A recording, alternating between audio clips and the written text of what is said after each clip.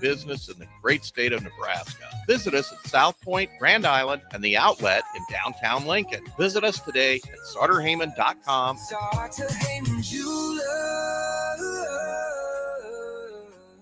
Hi, Sean Callahan here of HuskerOnline.com, inviting you to join us here on 93.7 The Ticket every Saturday morning now in our new time. We're on from 8 to 9 with the weekly Husker Online radio show. We'll give you the latest in recruiting. We'll talk about what's going on with both football, basketball, and we'll probably share a few stories from the inside. It's every Saturday morning right here on 93.7 The Ticket. It's the Husker Online radio show from 8 to 9 a.m. Looking to upgrade your hay equipment this season? Landmark Implement has a lineup of pre-owned balers and windrowers ready to go to work.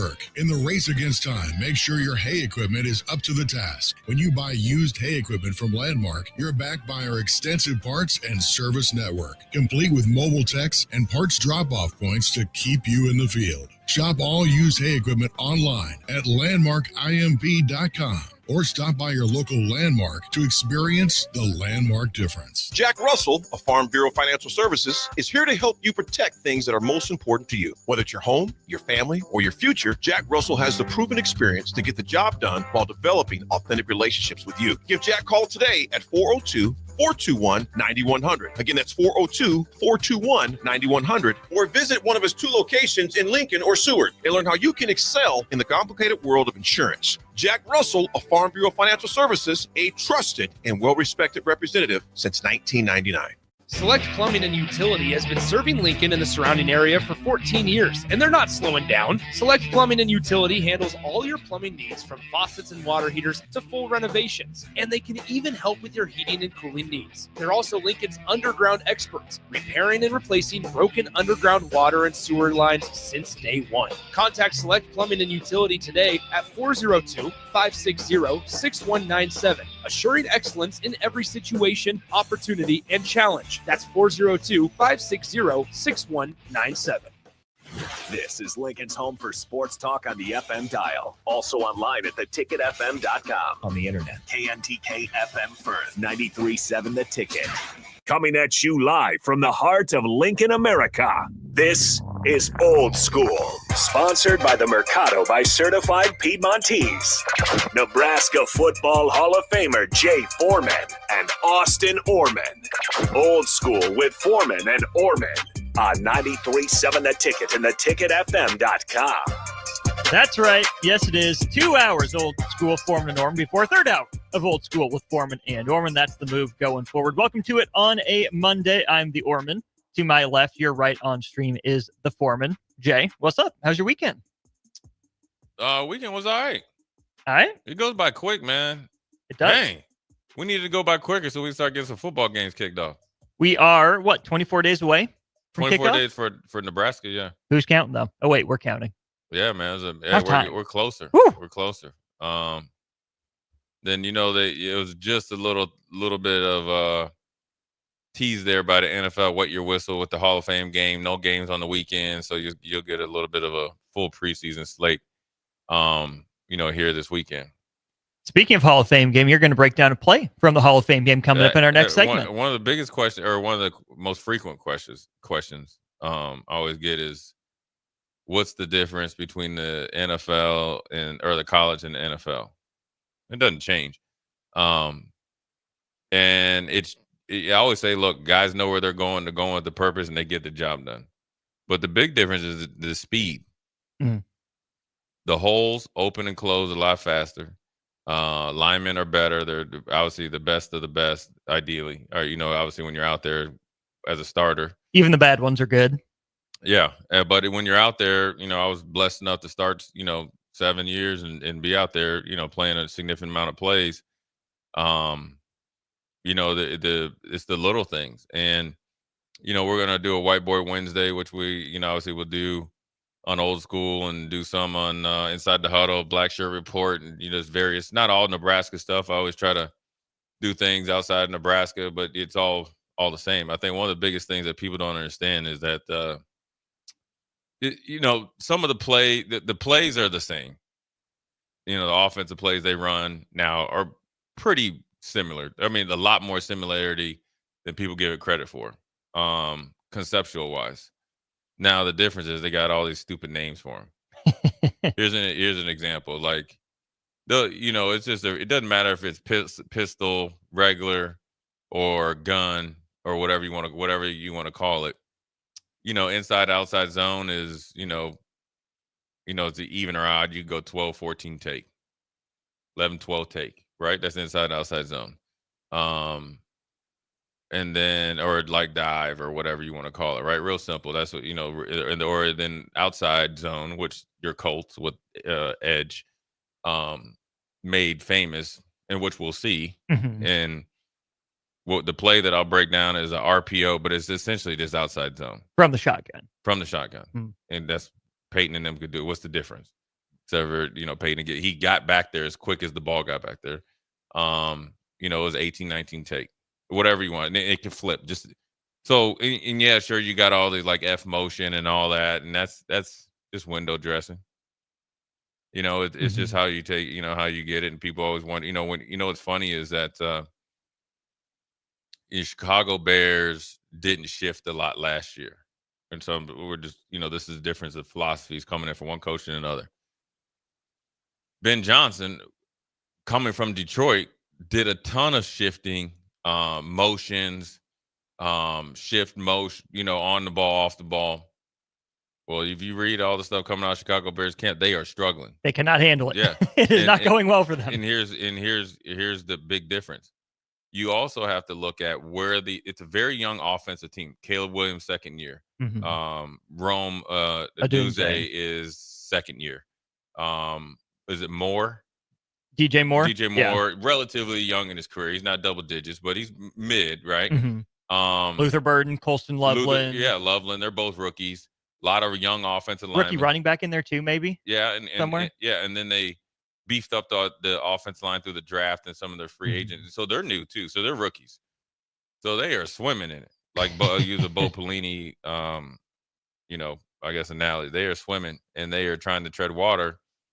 And when you get a hold of it, the offensive system scheme, or what the why is, it's the same plays that they ran last year in some form or fashion. I'd have experience with it. I'm not, I always try to say, don't just get up here and be like, oh, it was so easy, or it was the greatest or anything. I remember with Greg Williams, I was struggling, not struggling as far as like making plays, but I was like, what the hell is he? We got dime, we got nickel, we got like, he called penny. Then we had another. I mean, for any what was penny? Penny was 3-3-5. Oh, okay. But then we had another package, like a special penny package based on one guy. Brand new shiny penny. Well, yeah, because that it was like a true 3-3-5 against the pass. A 3-3-5 that we could actually play 4-2-5. But once I talked to Steve Jackson, who played for Greg for when they were the Houston Oilers, played for Buddy Ryan, I think, as well, who Greg was a disciple of. And then he was like, man, you're making it way too hard on yourself. He's like, come by my office after practice today. So, I'd stay late anyways, trying to catch up. He's like, look, when we say this, what's the difference? He just put up this like package, this package. And he's like, the cover 3 was called 3 different things based in the package. He's like, it's still cover 3. And then once I figured that out, you're good. It just like the light came on and I started playing way faster. Another big difference between college and the pros, Jay. That Quan. I mean, that check. It's different, but that's again, it's narrowing as we've talked about. Preseason polls are different between college football and the NFL. We got the USA Today preseason coaches poll, Jay, and for the first time, we are going to have a season opening 1 versus 2 matchup. When the University of Texas, your preseason number 1 team, according to the coaches, visit the Horseshoe to take on number 2 Ohio State. Texas ends up number 1 in the poll with over 1,600 points. Ohio State about 40 points behind them. And then, Jay, there's another gap of 40 points between Ohio State and Penn State. Those are the top 3 teams. Number 4, Georgia, is the only team between about 1,400 and 1,500 points. And then there's a big drop-off between Georgia and Notre Dame. So what the coaches are telling you is that Texas, Ohio State, Penn State, and Georgia are their picks for the top 4 teams in the country. They had a couple coaches end up voting Clemson number 1, but that was 2 votes for first. Georgia got 3 first-place votes, Penn State 14, Ohio State 20, and Texas 28. Let's start with those top 4 teams. 3 usual suspects, Texas, Ohio State, and Georgia. And then Penn State up there at number 3, one of their higher preseason rankings in a while. You agree with that? You disagree with that? What do you like and not like? Hold on a second. When we went up to Washington, wasn't that 1-2? Is that a season opener? I should know this. Where? No. We probably beat somebody up beforehand. You beat up Akron 59-14 and UCF 38-24 before he went up to Washington. That definitely wasn't the Also, according to this, you were ranked number 7 at the time. Oh, that's hog. It's disrespectful. That's hogwash. All right, now on to it. Yeah, that's usual suspects. I mean, I could, I see. I mean, when you look at Texas, I think that's the Arch Manning effect. I think they lost way more than what people were projecting. Mm-hmm. I mean, you lose a first-round offensive tackle on Banks. You lose your safety. Yes, they bring back their excellent linebacker. You lose your quarterback. You lose a receiver. You lose your corner, kind of hybrid that goes first round to Denver. Mm-hmm. I mean, yeah, I see it. In Ohio State, Penn State, I see that. In Georgia, they're getting I think they're getting the benefit of the doubt. The team that Georgia's a huge benefit of the doubt. Yeah, because that defense is still obviously going to be good, but it was like the worst defense of the last 5 years for Georgia. Yeah, right, which is still like top 15, borderline top 10 good, but not number 1 in the sport good. Plus, you're breaking in a new quarterback, plus receivers that struggled to help out an experienced quarterback in Carson Beck last year. I'm not saying Georgia's going to be bad. I think that's a little aggressive putting them at number 4 right now. Well, I think you're going with the head coach. Number 1, you trust him probably. You should probably trust him a little bit more than James Franklin, but James Franklin, I think, has the difference maker in Drew Aller coming back. And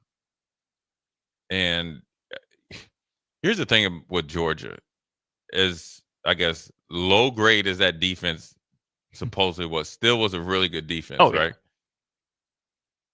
If they had just average wide receivers, okay? Just average, they might win the national championship again. Mm-hmm. And so that's where it comes from, where that's what they're selling. Now they feel that the quarterback that came in, during the SEC championship, Gunnar Stockton. Yeah. And he looks. I mean, I felt like Stetson Bennett looked like a librarian. Stetson Bennett looked like a insurance salesman. This dude looked like a librarian. Librarian with a cannon, but we'll see if he can read defenses. And like he can run a little bit too, better than what people think. I mean, I think the 2 teams that feel like they are being disrespected, the 2 teams are gonna, or at least they signed a 10-year deal to lock horns, is Clemson and Notre Dame, and really Clemson. Mm-hmm. When you look at Clemson with the offensive line coming back, the quarterback coming back, and that defense coming back. You talk about just going to just under the radar go and probably get in the top 4, college football playoffs and potentially be the number 1 seed based on their schedule and opportunity. And they get to kick it off against LSU at the crib. LSU comes in preseason number 9, according to the coaches, Jay. That's about right. Quarterback, get benefit of the doubt. Did a really good job in the portal. You know that you always figure LSU is going to do what?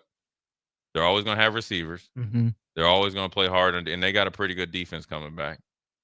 Pretty deep. Yeah, pretty deep. They got the defensive end from Peyton from Florida State. Mm-hmm. They got the defensive end from Florida that was holding out for money. Yeah. And then Jamari Butler's going to fit in there somewhere because he left here to go there. Mm-hmm. And then they got the couple linebackers. I mean, so they get the benefit of the doubt as well. Teams 3, 5, and 7, Penn State, Notre Dame, and Oregon. Which of those head coaches do you trust the most? Penn State, Notre Dame, Oregon. I'm gonna this year. This year. And I'll go. I'm not picking James Franklin because he's let me down. I refuse. I'll go with Mr. Tight Pants, Marcus Freeman. Now, only reason I'm not on a normal year, I would say Dan Lanning because I think his antics and stuff is kind of childish, but I really think he's done a good job and built a good program. He doesn't have I know the quarterback they have in waiting is good or has a potential, but Oregon has always had not just a ready-made starter, a dude. This is the first year that they don't have a dude. In a long time. So that's why I'll go with Marcus Freeman. But I don't even really trust Notre Dame. Yeah, they got the running back coming back. They're breaking in a new quarterback as well. Lost a couple guys on the OL. Yeah, and they don't pass the ball. Lost Xavier Watts, obviously. Yeah, and they don't really pass the ball well at all. So I guess I'm gonna change my answer. I'm gonna go Dan Lanning. Ooh, I talked you into Dan Lanning. Did not even mean to. Because I still think I get why Oregon is up that high, and maybe I'm underrating what they have on their roster. I see Oregon as a top 15, borderline top 10 team. I don't think they're a slam dunk top 10 playoff team this year like they were last year. I don't think they make the playoffs this year. Hello. I don't think they make it. Hello. I think they struggle. I think they're like 8-4, 9-3. So is that a spot where another Big Ten team pops up and gets in there to replace them? Or are we talking 3-bid ACC this year? Or 2-bid Big 12? Because right now you have in the ACC Clemson at number 6, the U at number 10, and then you got to go a ways to SMU down at number 16. I wouldn't be shocked if SMU is in that 16 to 20 range. Or are we talking 2-bid Big 12? Arizona State, the highest ranked Big 12 team, coming in at number 11, according to the coaches. Could we see a world where more than just the Big 12 conference champion gets it? That's a good question. I think Arizona State is probably the odds-on favorite. I think they might take a step back because they have one good receiver and they have another one that they lost. Scatterboo was a big part of it, but their quarterback he's a stud. Obviously, you like Levitt? I do like Levitt. I think this year, when you just listen to the politics of Sankey and the SEC, they're gonna try to set a all-time mark of getting SEC teams in. I just think if when you look at this right now, if LSU, Bama, like Ole Miss and whether it's Tennessee and or Florida and throw in Texas A&M, just kind of just hangs around the same record as Oregon, they're gonna oh, you owe us from last year. Because all those teams besides Tennessee were at the crib. Florida obviously upset a lot of them, but you got to think it's about now setting themselves up for potential in the future to have the higher guarantee than the Big Ten. Now, I think Oregon could get there. I just wonder what it's going to look like. I think they're going to be defensive oriented to get started, right? But their defense was pretty decent last year, but then they showed some glaring weaknesses as they started to play better competition. So that's where, okay, so you lost a first-round defensive tackle to Pittsburgh. I know you have guys coming back, and they're good. We saw on Big Ten media, they're a good-looking team. And they have depth, especially on the outside. But then offensively, what are you going to do now that you lost your bell cow and your ultimate eraser at quarterback? And a really good receiver in there as well. Really good receiver. So those two guys that kind of masked a lot of the issues are gone. That's where I think they might lose a couple. But you know what? I'll give them the benefit of the doubt. Oregon also loses running back Jordan James. Yep. He's in the pros as well. Here's where it's going to be interesting to monitor that, Jay, is that Oregon closes with Iowa in Iowa City. They will host Minnesota on a short week. That'll be a Friday night game up at Autzen Stadium. They will stay at home and they will host USC the next weekend before going on the road to close out the season at Washington. Obviously, it shouldn't be narrative-based, but we know narrative plays into it quite a bit. If Iowa has a good record at that point through 8 games, if they're 6-2 or better at that point, Oregon goes on the road and wins that one. You would like to think they get bonus points, but if Iowa goes from 6-2 to 7-5, well, you caught them at the right time. They were slipping. Same thing for Minnesota. Gophers are confident. People aren't talking about them. Kind of par for the course there. And then you get some former Pac-12 brethren in USC and Washington. Who knows how many different directions USC's season could go? And Washington kind of fell apart toward the end of the year last year. Weren't exactly playing better. So we'll see if they can improve on that by the end of the year. But it would be interesting to see, or will be interesting to see, what Oregon's record is heading into November. And then, if Oregon looks hot, if they're playing the part, they win convincingly in 2 or 3 of those games, maybe win a dogfight in one of them. Will they get any bonus points for being Oregon, for being in that conversation last year? Or is what you're saying true, depending on how Tennessee's playing? Will they get bonus points for putting up 77 on their FCS team in week 12, or Florida, something like that as well? Yeah. And then also, Austin, to back to the Big Ten, is like, here's the sneaky teams that you have to worry about. Like you said, USC, Nebraska, and particularly Washington. Mm-hmm. Just on it. So, and then you throw Illinois in there, where you figure, like, of those 4 teams, right? Illinois preseason number 12, according to the coaches. But if you take those 4 teams, and you don't even know if Rutgers are going to play out of their mind or whatever. And Michigan State makes a jump, whatever. And 5th one maybe is Minnesota, or maybe I did mention Minnesota. I said USC, and Minnesota. So there's 5 of those 5. So you got the 2, just say guaranteed, with Penn State and Ohio State, and you're only going to get 4. There's 5 teams. Michigan. Okay, so that's where the 2 of those 6 are going to leapfrog Oregon. Number 1, quarterback. Number 2, schedule. Number 3, they're coming from a position from, like I would say, like the depths of hell, where they have a little bit like Nebraska. They got a favorable schedule. Washington is a lot closer than being far, based on some of the games they let go, and quarterback, running back, and the second year of Jed Fish. Then you think of Minnesota, who's like literally like laying in the weeds. Right now, it's all dependent on the quarterback play. They got running back. They got receiver. Kind of assume they got offensive line, packing a defense, at all 3 levels, and then PJ Fleck, and then you throw Illinois in there, and so Oregon's up against a tougher test, not only internally but then externally, and let's say double externally when you start to throw in Tennessee, throw in Texas A&M, LSU, and all these teams that are sitting there saying we are owed, we are entitled to be in it, and that does go into it. And let's not forget, don't sleep on Cignetti. No, preseason 19, according to the coaches. Right, don't sleep on him. I mean, if Indiana, they won 11-1 last year, right? Let's just say they end up at 9-3. They validated 11-1. And as long as the 3 aren't, completely embarrassing. Yeah. Right?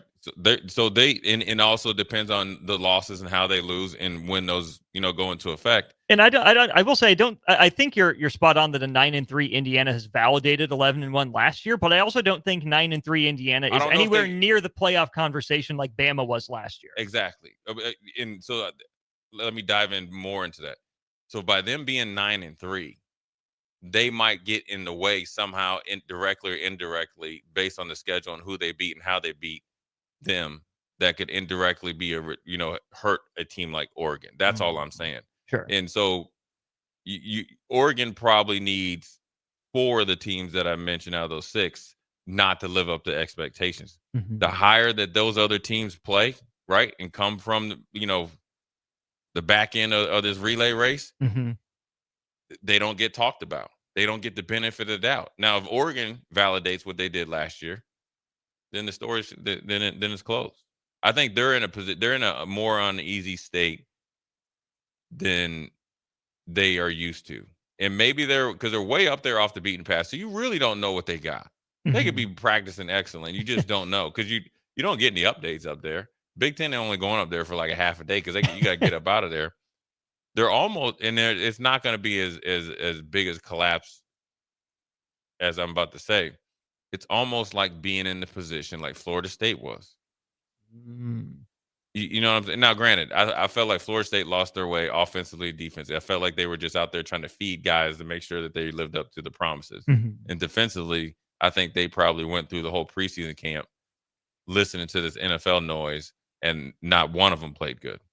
Even though they did get a defensive tackle drafted, which pretty big accomplishment, as bad as they played. But and this is the comparison to Oregon. You're assumed that you're going to be as good as the year before, right? Florida State lost a quarterback through injury, but they lost a franchise quarterback for them through injury. Same with Oregon. Yeah. You lost some sneaky pieces off of that. You got Coleman up in Minnesota and all those, and the other receiver got picked. So you lost some really integral pieces, and then you had those same expectations based on what everybody did last year, and you just never got out of drive. Now, I do think Dan Lanning will be able to, obviously going to do what they need to, because I think there is a good culture there, but also I think their recruiting is much ahead of Florida State's right now. And so they have a little higher floor. And they've been doing it for a while. Yeah.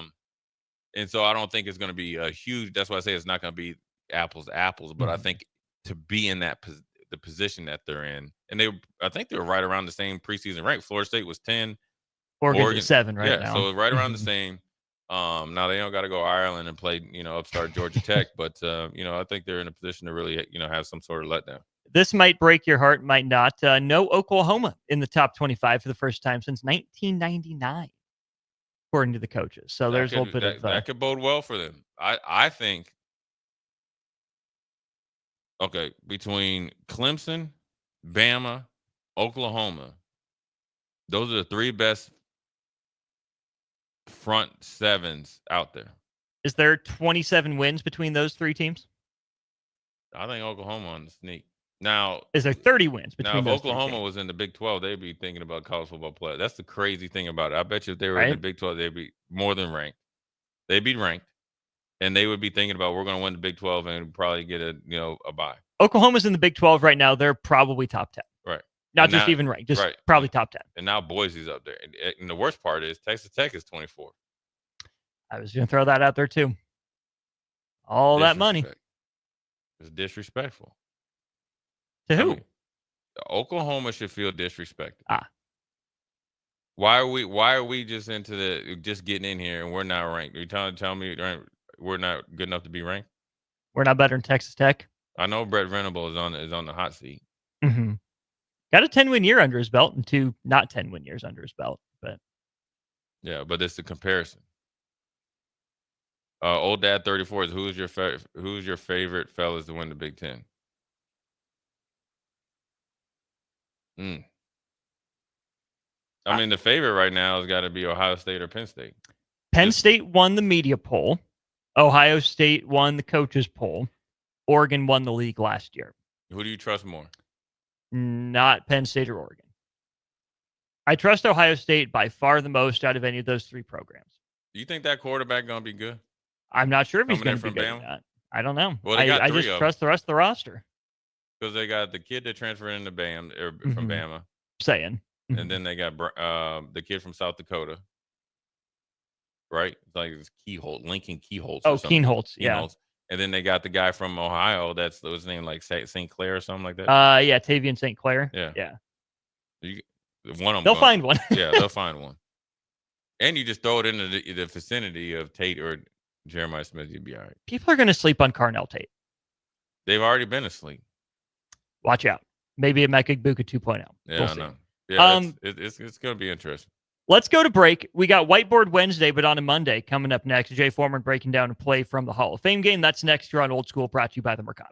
Jack Russell of Farm Bureau Financial Services is here to help you protect things that are most important to you. Whether it's your home, your family, or your future, Jack Russell has the proven experience to get the job done while developing authentic relationships with you. Give Jack a call today at 402-421-9100. Again, that's 402-421-9100. Or visit one of his 2 locations in Lincoln or Seward and learn how you can excel in the complicated world of insurance. Jack Russell of Farm Bureau Financial Services, a trusted and well-respected representative since 1999. Saturday. Eagle Raceway is open for a full season of dirt track racing action every Saturday night. Don't miss the epic battles on the high banks of Eagle Raceway each Saturday between the Nebraska Septic Sprint Cars, Nebraska Lottery Modifieds, Avid Realty Sport Mods, Valentino's Hobby Stocks, and A1 Iron Stock Cars. Let's go racing. Eagle Raceway, just 10 miles east of Lincoln on O Street. Check out the full schedule at eagleraceway.com. Select Plumbing and Utility has been serving Lincoln and the surrounding area for 14 years, and they're not slowing down. Select Plumbing and Utility handles all your plumbing needs from faucets and water heaters to full renovations, and they can even help with your heating and cooling needs. They're also Lincoln's underground experts, repairing and replacing broken underground water and sewer lines since day one. Contact Select Plumbing and Utility today at 402-560-6197, assuring excellence in every situation, opportunity, and challenge. That's 402-560-6197. Hello, this is Mary Pat Waite. I've had the privilege of working with Lincoln families as their realtor for more than 31 years, and I'm so proud to be associated with MP Dodge Real Estate. For me, your transaction is unique in its own way. My experience allows me to bring you trusted care and a really great outcome. My NP Dodge family shares the same client focus. Expand your career with NP Dodge. Call Eric at 402-434-2222. Are you looking to upgrade or improve the garage door on your home? This is Cameron Hall of Doors Plus. At Doors Plus, we guarantee to offer a wide selection of options from 5 leading garage door manufacturers as we deliver a free estimate, exact measurements, and rapid installation with a 3 to 5 week time frame. When you choose Doors Plus for your residential garage door needs, you'll work with our experienced technicians and be ensured that your new door seamlessly complements your home. Give us a call at 402-590-5800 or visit us online at DoorsPlusLLC.com. Doors Plus, garage doors and more. Constructors is now hiring for all positions with pay starting at $23 and up based on experience. Constructors has immediate job openings for mechanics, bridge builders, operators, and drivers. Start your new career today. Constructors offers great pay, health, dental, and vision insurance, paid time off, paid holidays, and so much more. Join the crew today and be a part of Nebraska's oldest paving company dating back to 1908. For a complete list of openings and to apply online, visit constructorslincoln.com. Looking to upgrade your hay equipment this season? Landmark Implement has a lineup of pre-owned balers and windrowers ready to go to work. In the race against time, make sure your hay equipment is up to the task. When you buy used hay equipment from Landmark, you're backed by our extensive parts and service network, complete with mobile techs and parts drop-off points to keep you in the field. Shop all used hay equipment online at landmarkimp.com or stop by your local Landmark to experience the Landmark difference.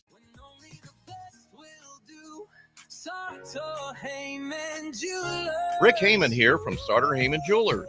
I want to personally thank our great customers for voting us once again the best of Lincoln. At the same time, we're celebrating our 120th year in business in the great state of Nebraska. Visit us at South Point, Grand Island, and the Outlet in downtown Lincoln. Visit us today at SartorHeyman.com. Sartor Heyman Jewelers. Back to old school with Foreman and Orman on 93.7 The Ticket and theticketfm.com. That's right. We are here, Austin Norman and Jay Foreman with you. It's a Whiteboard Wednesday, but on a Monday. Big win for the Chargers over the Lions, 34-7 in the Hall of Fame game. And Jay, it appears as if you are taking a play from the winning Chargers side of things here. Yeah, it's early in the game. You see this right here. It's just a basic formation. Now it's 11 personnel. So 11 personnel is one back, one tight end. Obviously, you see the tight end here moving, and he's frozen in mid movement here. Then it's going to make it a balanced formation. And so from a defensive standpoint, as a defensive play caller or as a middle linebacker, your game prep will probably will allow you to assume and then obviously project and more importantly anticipate that you're going to have to flip the strength or just wait for it to you'd hold your strength call. So strength call is wherever you want to set your defensive coverage. You're in generally sometimes your 3 technique, right? Depending over under front, or if you want to have an opposite or eagle front. And so we'll do a little red here. And okay, so we're out here and So when these guys go in motion, this is the motion guy right here. Whoops. This is the motion guy right here. And there he is. All right. So that's where you would set the strength. And he's going to come over here in the next frame. Right. And so this is a simple run and play. First round draft pick, Amarian Hampton. about 225 pounds. I think he ran a 4.4, 4.38. He can move. He ran for 1,600 yards. So listen, 1,600 yards in college leads you to about 16 in the NFL if you don't do what I'm about to talk about. And so you can tell right now by this quarterback, he's looking left. This guy right here is trying to react to see if this guy moves. Right? Right? Why are they set in motion? What we talked about before, whether you're man or zone. Now, if you get really good, and guys that can travel, you can do both. You can have guys that play man, then they can, flip, they can go with the motion or shift and play zone. But they have to be really good as far as communication and so forth and so on. So that's it, the first formation. Whoops. Okay, then we go back. I'll move this over here. Slide with the whoops. little trackpad, 2 fingers. Yeah. There we go. All right, I get back in motion here. So now you see it right here. So it's simple. So this running back right here, he's essentially, okay, when I talked about this is RPO, right? This is pistol, right? Pistols are generally about 5 yards, in a shorter shotgun. So essentially, they're RPOing, right? Run past off of this guy. Now, I will tell you, they ran a simple, 11, 12 inside zone for about 8 yards to get to 3rd and 3. They're only, or actually, it was actually 2nd and 2. They lost a yard by a fumble snap. But the first down play was that simple inside zone. Simple inside zone. So they came right back to it, right? Bread and butter to see how they were going to react. So what does Detroit do? So we're going to stop it. We're going to go one back, one gap. You see that right here because I know it's one back, one gap because you see guys facing each other, right? There's no fair. They're not looking in and reading the quarterback or cluing. You see the linebacker move right here. And more importantly, this is the RPO guy. And I promise you, I will get better at the drawings. Is that the outside backer or is that the defensive end? This is like up at the top right here. This would be what they would count as an OLB nickel, or depends on whatever you bring in defensively. Gotcha. Like I played in a 3-4 where we didn't change personnel. You had to be able to play on 2 feet. You had to be able to reroute. You had to be able to cover it to the flat. You had to be able to blitz off the slot. That's where he gives a lot of flexibility. That's in theory what causes a lot of problems for offensive coordinators. That you don't change personnel based on 11 personnel, 21, 12, 13. So then that guy that's playing it on the goal line, he's responsible for the slot guy. If it's just base defense. Okay. Right? But he's blitzing and it's the RPO. That's who you're RPOing off of, right? So I'm saying the guy behind him. Oh yeah. Yeah. Oh yeah, planted Yeah. at the goal line. Now Yeah. this is your guy right here, right? So you just essentially flipped formations, right? Or flipped responsibility, right?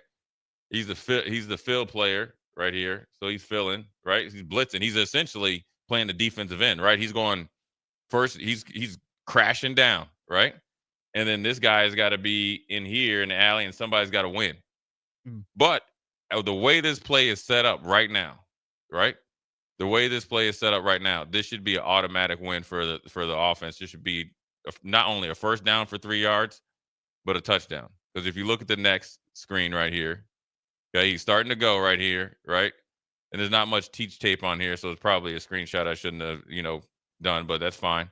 Right? When you look at it right here, it's even more clear, right? Flat-footed read right here. You see action read because this safety right here, right? His eyes are on that tight end, right? So that's where you see a little bit of movement. The guy that motioned over to that side. Yeah, so he's kind of reading the tight end because he's going to be a late fill. You got this guy right here, which is my position, right? You're trying to read it. It's a zone right here, kind of getting you to move. Square pads. It's actually good by him. Now, this guy's coming off like a heat-seeking missile to blow stuff up to tackle him. This should be a tackle for loss right here. I mean, he's unblocked. He's unblocked. But these guys get paid a lot of money, and that's why you go first round after running for 1,600 yards. Now, look at it right here. He's got it, right? Poor angle, right? Really bad angle. Right? Really bad angle, right? But the linebacker has a really, really good read right here. You see him over the top right here? Right? Yeah, Square pads, which you have to learn in the league, actually allows them, the offensive lineman can't block you. You think square pads, meaning square pads is your shoulders are square, to the line of scrimmage potential blockers that they could just crush you, they can't because they're trying to get an angle on you. It actually works opposite. Because they want to turn you, not face you Right. head They on. want you to turn your shoulders and they can just ride you right out. It's easy. It's leverage. Right. Mhm. And it makes their job easier. They say, thank you for helping me get paid even more. So now, okay, he came too flat. This guy here. Now he's got the corner. He thinks he does. North Carolina against North Carolina State, North Carolina against Minnesota. It's easy first down, probably turns the corner in college, right? Here's the problem. This ain't college. This ain't college. And these little DB, this is really good. Look at this is really good teach tape by this DB. Look at his hands, right? Got your hands in your pocket in a fight, you're going to get knocked out. Look at his hands, right? These guys are paid a lot of money, and it's the first preseason game because there's only 2 preseason. You better get off the blocks, and you better, what we used to call, get wet. That means the little DBs, you better be able to jump into the deep end of the pool. And right here, even when it's stopped right here, even with the good read by that inside linebacker, he should be able to get the first down at worst. The blocks haven't even started yet. There's no contact at all right now. Right. So you should be able to get outside and before you get to the numbers, stick your foot in the ground, get up and get the first down, and then I'll say a touchdown. But this is how quick things close up here. Look at the blue shirts right there. Right? There's 3 of them. They can tackle him right now. There's more than that. Now look at the blue shirts right here. I mean, you won't count him. That's 1, 2, 3, 4. The safety came down, what we used to say, he melted the slot receiver, blew him up. He's about to get off the block, right? There's 5 guys. And he hasn't even got to the line of scrimmage yet. Now, I'm willing to bet if you took Hampton and all 5 of those guys and lined them up on the goal line, that he would probably beat them in a 5-yard shuttle, 10-yard shuttle, and definitely a 40-yard shuttle. But know what you're doing, anticipation, and go where you're supposed to do when you have to. And when you arrive, as we're about to see, you arrive with bad intentions. This is how you go from 3rd and 3, okay, to 4th and about 1, right? The corner that was in this frame right here destroyed this block by the receiver, right? Right? It's a big deal, right? If you want to become a physical team, it's not just the offensive line. You have to be physical out in the perimeter. If you want to be a physical defense, you can't just be physical in between the tight end box. You got to be physical out on the perimeter, right?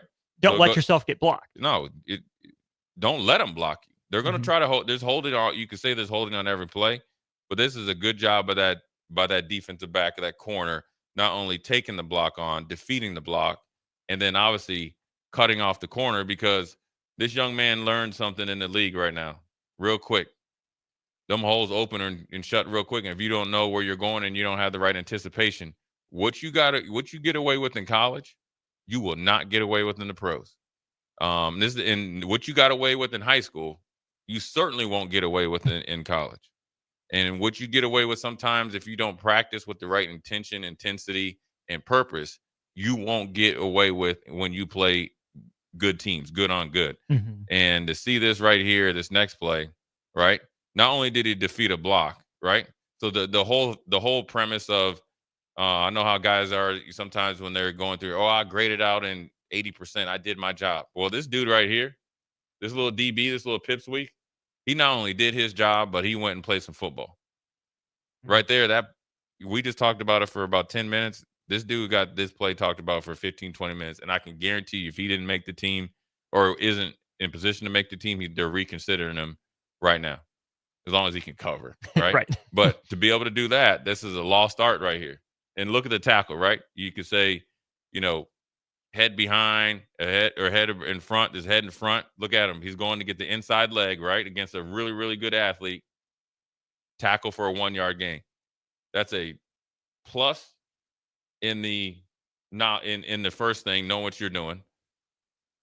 That's a plus as far as execution. That's a plus is being a factor. And then it's a plus what they used to grade us with the circle of doing more than what you're supposed to do. So his factor rating is but not going outside of scheme. Not going outside of scheme. Making a play. Right. This is making the play, making the football play that you need to make, but making it look spectacular. So because when you see it when you see it right here, you see this is a spectacular play, right?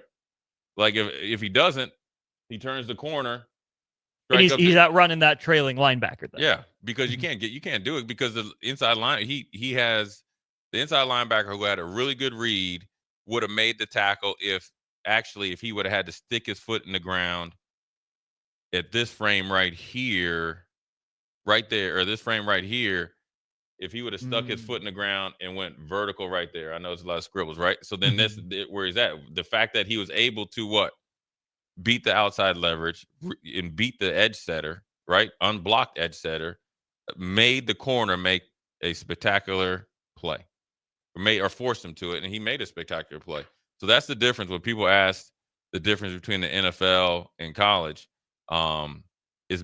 Plays are designed for one guy to mess up. Okay, so you had it right there, right? And it's also a play design that you're getting paid a lot of money as a first-round pick at running back. You got to make somebody miss. So he did his job.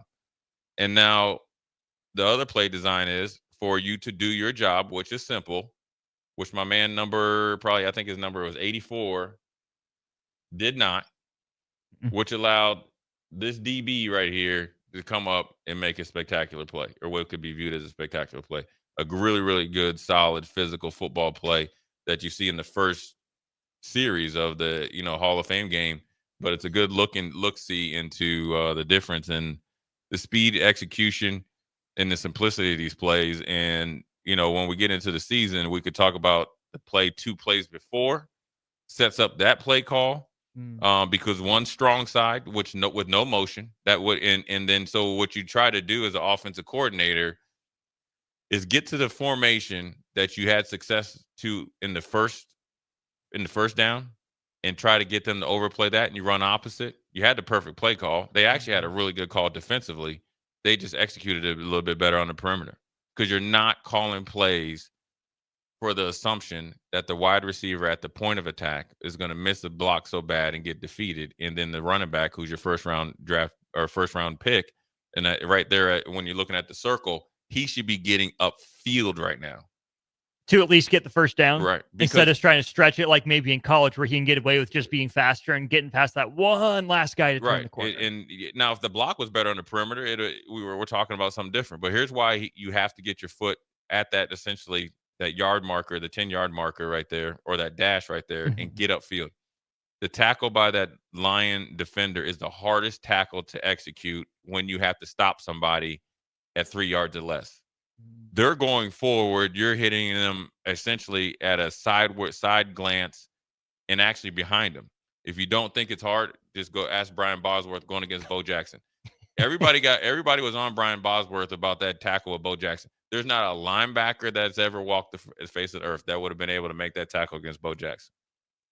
Realistically, at the line of scrimmage, 245 pounds of probably the greatest athlete, or one of the greatest athletes that walked the face of the earth, with bad intentions, and you're coming from essentially inside out on an outside track, which essentially this turns into 18-19 take right here. This is, I know this is new language right here. This is Edgerrin James, Indianapolis Colts all day long. I seen it. I lived it. Firsthand experience. And it works. The only thing they did is just a little bit of RPO action.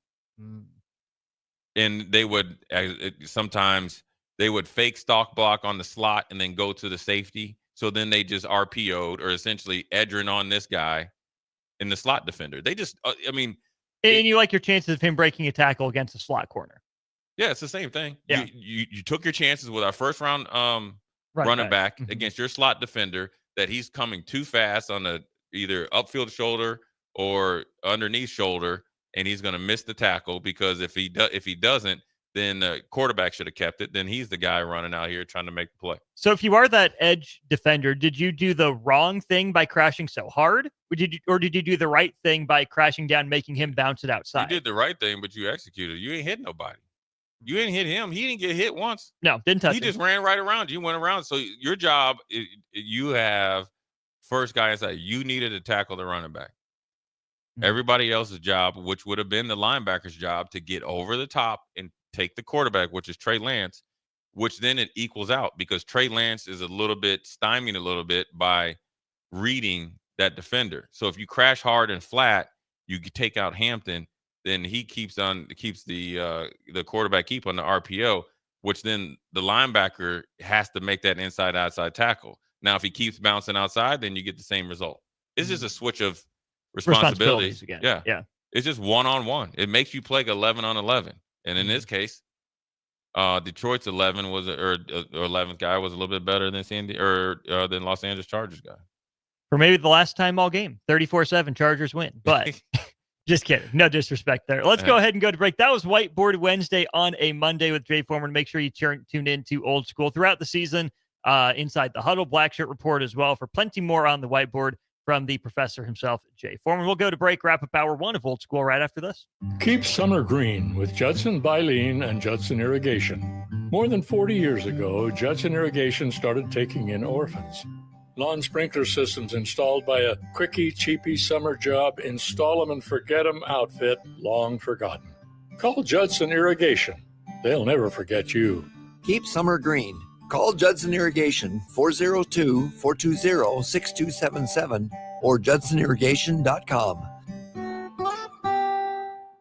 At Fairway Meat Market, you're family, and as part of the family, they want to save you money on your meat and groceries. Fairway has fresh cut meats, seafood, cheese, wine, and spirits, and a friendly staff that's always ready to help you find what you need. Stop by Fairway Meat Market today to plan your weekly meals in the Rockledge Square Shopping Center, just south of 84th and Van Dorn. 93.7 The Ticket, Fox, KFXL weather. Sponsored by John Henry's Plumbing, Heating, and Air Conditioning. Your Lincoln forecast for today, showers and thunderstorms are possible. Otherwise, we'll see partly sunny skies and light winds with the high around 81. Tonight, partly cloudy skies and light winds with a low near 63. Then tomorrow, we'll see mainly sunny skies and it will be breezy with the high around 85. I'm meteorologist Kyle Fletcher for 93.7 The Ticket and theticketfm.com. Empower a child today with the Teammates Mentoring Program. Hope is only a conversation away when you choose to share your talent, time, and heart with the child. Together, you can build a relationship based on strengths and chart a brighter future, 1 week at a time. Find out how you can be a mentor by visiting LincolnTeammates.org. Become what you needed as a kid by joining the Teammates Mentoring Program today. Since 1983, Fast Mike's Roll-Offs has been a trusted and reliable company in Lincoln and the surrounding areas. Fast Mike's handles all sides of construction projects, home renovations, or big cleanouts. With the perfect size dumpster to fit your needs, Fast Mike's Roll-Offs will haul it all. With same-day delivery in Lincoln, affordable rates, and top-notch service, Fast Mike's Roll-Offs make cleanup quick and easy. Call now at 402-450-6828 or visit us online at fastmikesrolloffs.com. Book your dumpster today. Fast Mike's Roll-Offs, cleanup made simple. Looking for a fun way to give back? Join us for the 2025 Kicks for Kids Nebraska Fun Run Walk, presented by Pinnacle Bank. On Saturday, August 23rd at James Arthur Vineyard, enjoy a scenic 5K through beautiful grounds. Every step helps provide shoes to kids in Lincoln and Lancaster County schools, with options for adults, wine included, and kids. Registration fees include a t-shirt, medal, and bag. Sign up today and make a difference at kicksforkidsnebraska.org. Back to Old School with Foreman and Orman on 93.7 The Ticket and theticketfm.com. Welcome back into Old School, wrapping up hour 1. Austin Norman and Jay Foreman with you, brought to you by the Mercado by Certified Piedmontese, special ingredient butcher shop with all types of meats, all types of cuts. Jay, here's some news from Husker Land. Husker Bowling is now out of the ranks of the independents. I guess a lot of people didn't realize that Husker Bowling was not a member of the Big Ten Conference in bowling because there really is no Big Ten Conference in bowling. Nebraska Bowling is headed to Conference USA, which is essentially the Super League of bowling. You get your Arkansas states, your Jacksonville states, Vanderbilt is in there, and Nebraska is joining along with a couple other pretty solid bowling programs. Good on them for that. From being an independent, I think of the last 8 semifinalists to qualify, the Huskers were the only ones that weren't out of Conference USA. So they were making it work as an independent, kind of Notre Dame football style. Yeah, Sam Houston in that conference, Youngstown State as well. So pretty huge, I think, for Nebraska Bowling to find a conference home. And just talk about, Jay, I mean, you've played in some really good divisions and really good conference as well in your time. What is it that being in such a strong conference can do to help boost a program? Well, obviously, I think Nebraska's, definitely on the map, so they don't have to. There's two type of boosts that you are trying to, I guess, accomplish. One, to get noticed and get on the map. Nebraska's on the map. Now you're trying to get like going up to the same level. Like I'll give analogy of the volleyball team, right? Mm. And they get it where they're in the Big Ten, and you night in and night out, you're going to face against some good clubs. And so I think what it can do, you can go and expand your recruiting area, which obviously they always do because generally a lot of the bowlers that are coming to college playing or bowling some of the same tournaments and clubs. But you're able to sell that. Look, you're gonna go against the best of the best. And we've had a pretty good history here as a bowling program. We're only going to get better, bigger and better with the opportunity to recruit just that much more of a high profile player and players, and you'll be able to increase or spread your footprint. So I think it's great. And I liked play. I mean, I prefer to play 12 games against 12 ranked teams. Now I know there's more risk with that, but I think ultimately you come to the college to play against the best, and that's what you're going to do as far as if you come here to bowl. Here are the official numbers and stats from the press release. The Huskers, who had been independent since the program elevated to varsity status during the 97-98 season, will join what is the toughest conference in college bowling. In the 2 seasons since it sponsored women's bowling, Conference USA has had back-to-back national champions, so Youngstown State and Jacksonville State, and 7 of the 8 national semifinalists. The only team outside Conference USA to reach the national semis was Nebraska in 2025. Varsity bowling on the women's side has been a sport for 21 seasons now. Conference USA accounts for 12 of those titles, including 4 of the last 5 since 2021. And Nebraska is the only program in college bowling to qualify for all 21 NCAA championships. So a powerhouse of a school and program joins a new powerhouse of a conference. Big congratulations to Husker Bowling on that, their induction into the Conference USA. Let's go ahead and take our break here, get us to hour 2 of Old School. Luka Doncic signed a new contract, got his maximum extension with the Lakers. De'Aaron Fox with the Spurs as well. Who would you rather have for the next 5 years with some young NBA stars? We'll talk about that contract extension, maybe some parallels to Shaq leaving Los Angeles for Luka Doncic joining the Lakers. All that and more ahead during hour 2 Old School. Ah, the sounds of back to school time.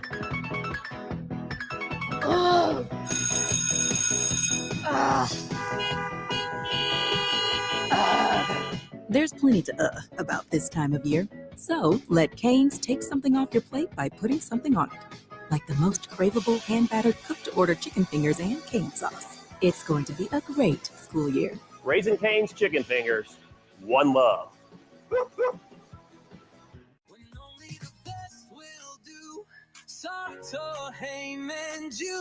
Rick Heyman here from Starter Heyman Jewelers. I want to personally thank our great customers for voting us once again the best of Lincoln. At the same time, we're celebrating our 120th year in business in the great state of Nebraska. Visit us at South Point, Grand Island, and the Outlet in downtown Lincoln. Visit us today at StarterHeyman.com. Starter Heyman Jewelers. Hi, I'm Eli Barnes, Assistant Vice President at Midwest Bank at the 70th and Pioneers and 27th Jamie Lane locations. I love working with families and small businesses right here in Lincoln, Nebraska. Banking shouldn't be complicated, and that's why we make it personal. Whether it's opening your child's first account or securing a loan for your next big step, I'm here to help. Stop in today and say hello. I'd love to meet you. Your community, your bank. Midwest Bank, member FDIC. Rico here with HIS Auto Care at 70th and Van Dorn, letting you know HIS is a great place to bring your vehicle for service.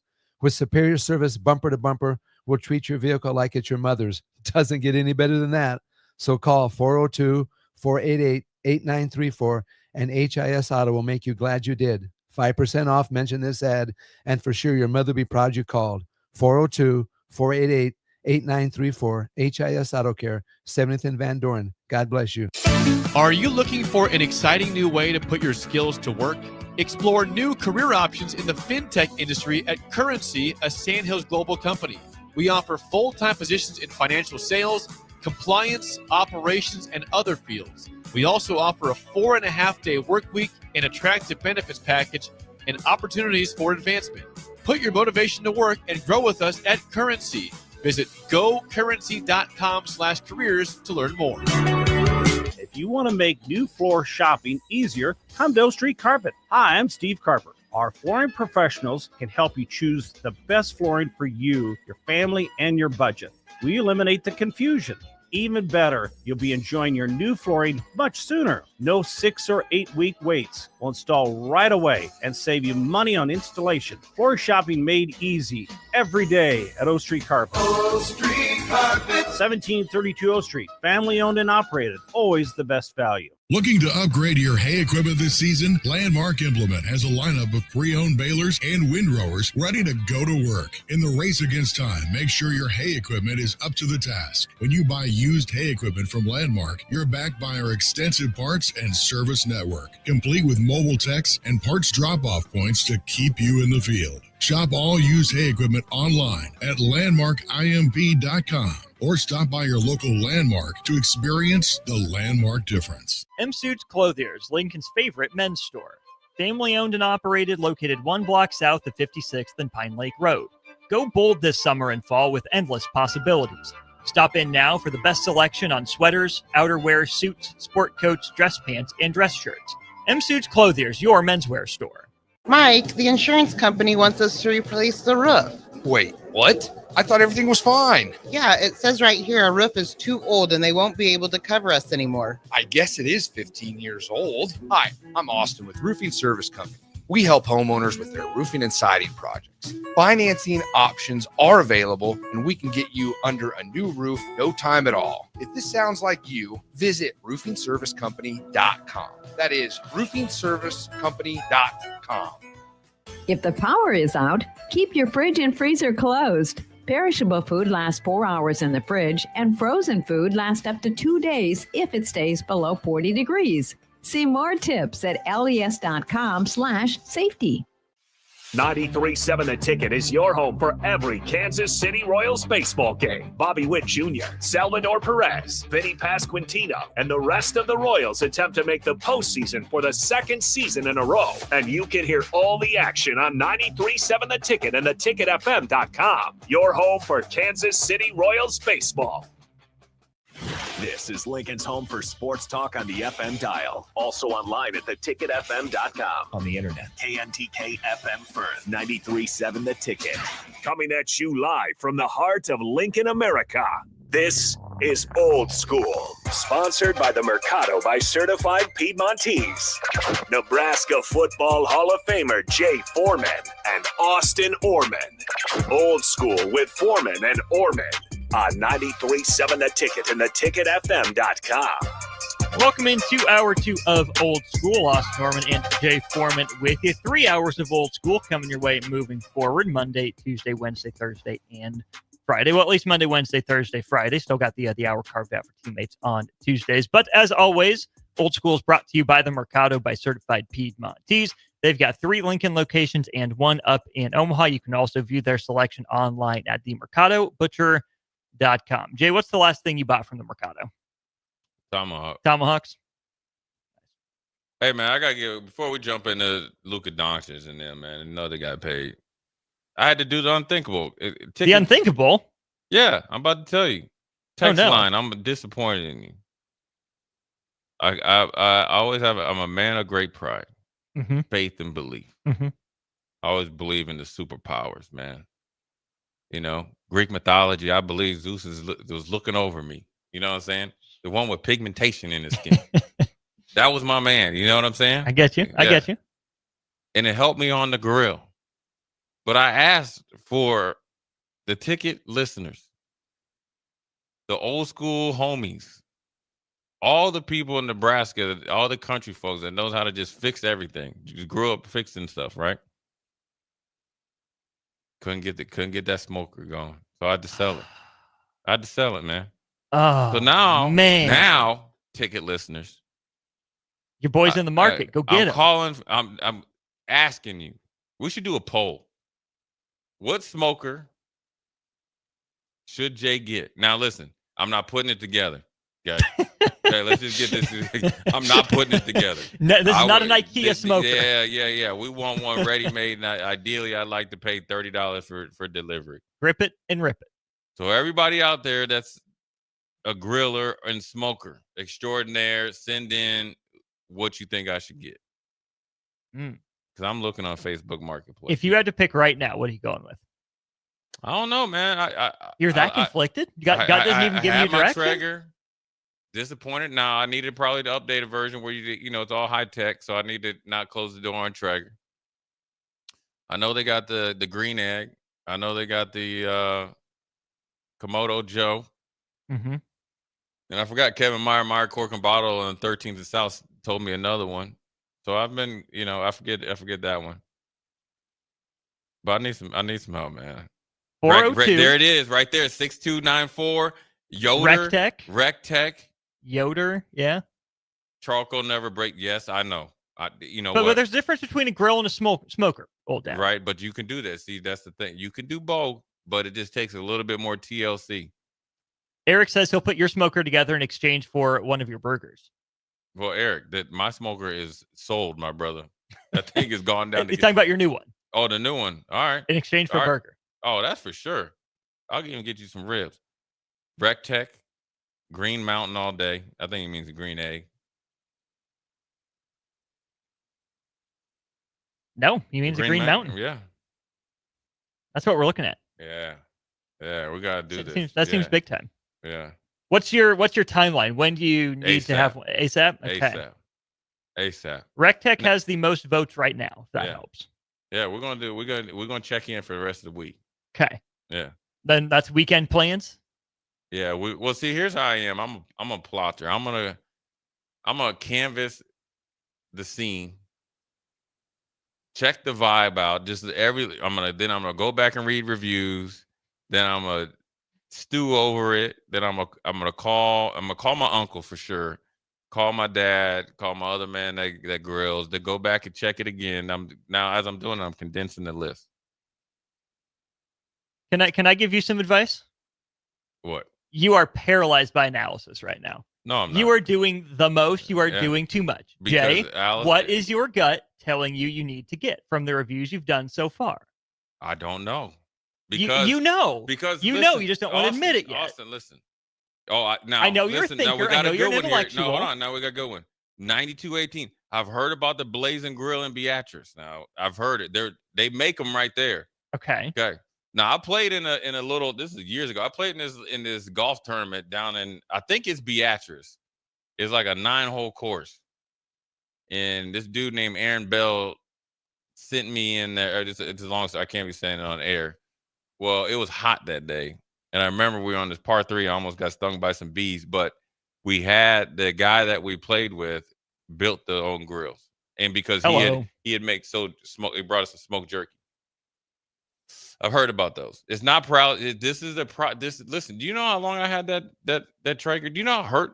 I can tell it meant. I can tell it meant a lot to you. Yeah, I really can. You're not looking for just a little rebound, something to get you through quickly. You just want the right one, the next one. You don't jump in. You don't go rebound, Austin. You gotta really do this. Now Okay. you can't. Well, I respect now all it. these you can't. I'll make everyone work, obviously. But we're gonna take a poll and we're gonna have it.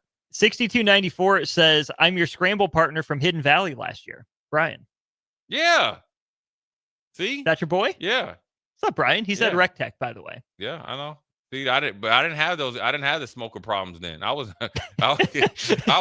were smoking that ball. Yeah. I probably left there and threw me a couple slab of ribs on there. Because when you have your smoker and you got a grill and you got all that, when you step through like the Mercado, and you get a tomahawk or you get whatever, you just feel like, you're walking different. Yeah, you're walking different. When you got all reliable. Yeah. You know exactly what you got to do when you got to do it. Yeah. One reliable. Jay, I am so sorry for your loss. I believe you're going to find the next one for you. And someone says pit barrel. I've heard of that. Okay. And then listen, also,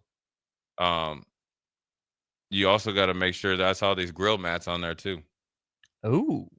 It's a whole deal. It's the whole thing. Yeah. Yeah, you got the whole setup. Yeah. Well, we appreciate you. Now we'll get back on task to Luka. Let's start with De'Aaron Fox real quickly. 4 years, $229 million extension from the Spurs to the guy they just traded for about halfway through last season. Of course, still lots of questions to be answered as he and Wemby didn't share the floor for very long. Of course, Fox had the broken pinky, and Wembanyama went through the deep vein thrombosis in his shoulder. Add that to Stephon Castle, who didn't shoot well, and then Dylan Harper, the number 2 draft pick. Pretty crowded backcourt for San Antonio. But, Jay, here's where I don't hate what the Spurs are doing. With this 4-year extension that's going to take De'Aaron Fox through the 29-30 season, what they're able to do is they still have 2 team options left with Stephon Castle and then Dylan Harper on a rookie deal. I like what the Spurs did here. Yes, with the fit questions, I get it. But now you can tinker for a couple of years, see if these guys work well together. It's not, you have to make a decision right now this year and it's over. You got a proven commodity in De'Aaron Fox. You know what he's going to bring to the table with you. You got a high upside draft pick in Dylan Harper, and at the very least, a solid role guy in Stephon Castle. I like that the Spurs made this move because they don't have to act immediately, but they can act on their terms. If it works, great. You got them locked up for pretty reasonable prices. If it doesn't work, you can take your guesses as to, it's because of this guy or that guy. Here's where the weird fit is. Fox's contract, especially as the NBA money keeps going up, is going to be tradable in a couple years. That's what I was going to say and he's not even at the, he's still coming into his own because, obviously he only played it, a year or two in Kentucky. So he's not at the end of his career and got that big deal, kind of like Bradley Beal, where it's like a huge deal. It's like nobody wants to take on that contract, in which obviously he had to waive his no trade clause to get to the Clippers. But it's probably a year too late for Bradley Beal. He would have probably liked to have been somewhere else this year. Whereas I think Fox, where it's $229 million, let's just say 2 years, right? So it's 4 years. So that's what, $57 million a year. So 114 that's gone. And so now you got 2 years essentially, or when you trade him 1 year, prove it to extend the contract for him. If he does do well wherever he would go, if it doesn't work out in San Antonio, then they're more than they definitely would want to give him whatever the new money is for. So I think it works out for both teams. I think it works out for Fox to get paid 50-some million average, and it works out for San Antonio. There's like they were going to have to pay it anyways. It doesn't put a ton of pressure on Harper to step in.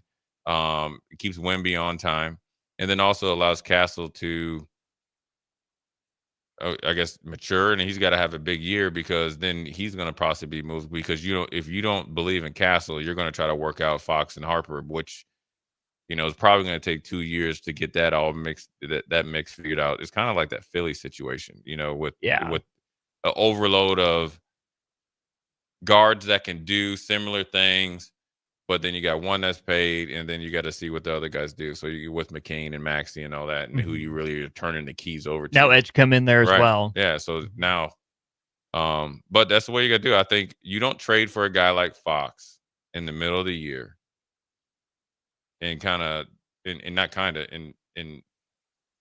let Chris Paul leave, because if you really wanted to go with Harper, you keep Chris Paul, and kind of by the midseason, you turn it over to Harper. So now you're saying, okay, we're going to let Harper develop, at a good rate. He's going to play a ton, but we got a guy we know that's pretty much an all-star that can help Wemby, accelerate even faster. And Harper is pretty good size, maybe not perfect size for a 3, maybe not quite as explosive athletically. It gives you flexibility, though. But he can play the 2 pretty comfortably. He can handle the ball as the 1, like we saw at Rutgers.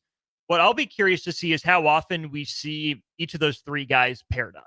I think Fox and Castle makes a lot of sense. Offensive hub in Fox, key perimeter defender in Castle. I think both those rookies, one of them handling the ball, one of them off ball, or I guess Castle's not a rookie anymore, but young guy. Those 2 can play well together. And then, Fox and Harper together, that's maybe where a bit of the fit issue comes into play for me as Harper learns how to play off ball, because he's dominated the ball growing up in EYBL and all that sort of stuff. And not to say he can't do it. All reports are, good young man. NBA pedigree with his dad and brother. I think he can do it, yeah. But I wonder what the best reps are going to be for him, because San Antonio brought Chris Paul in to mentor Stephon Castle as a point guard. And I wonder if the reason that they got De'Aaron Fox is because they said, hey, you know what? Stephon Castle's not really a point guard. Yeah. He's best at the 2. We got to go get an actual true lead guard to be the number 1, which is where I could see the Spurs honestly bringing Harper off the bench as a quote-unquote super sub here for the first couple years, where he's almost primarily Fox's backup, and they don't really play together a whole lot. They stagger those minutes. Yeah. So Castle can play the role that's best for him, and Harper can play the role that's best with him for the ball in his hands. Yeah, especially when you think about Dylan Harper. He's crafty, getting to the rack, and he can finish, obviously in and around the rim with both hands, and has a, pretty, wide skill set of finishing moves, and then how to get into his shot or distribute, especially with a true 7'2" guy in Wemby, and not a fake 6'9" guy in Ace Bailey.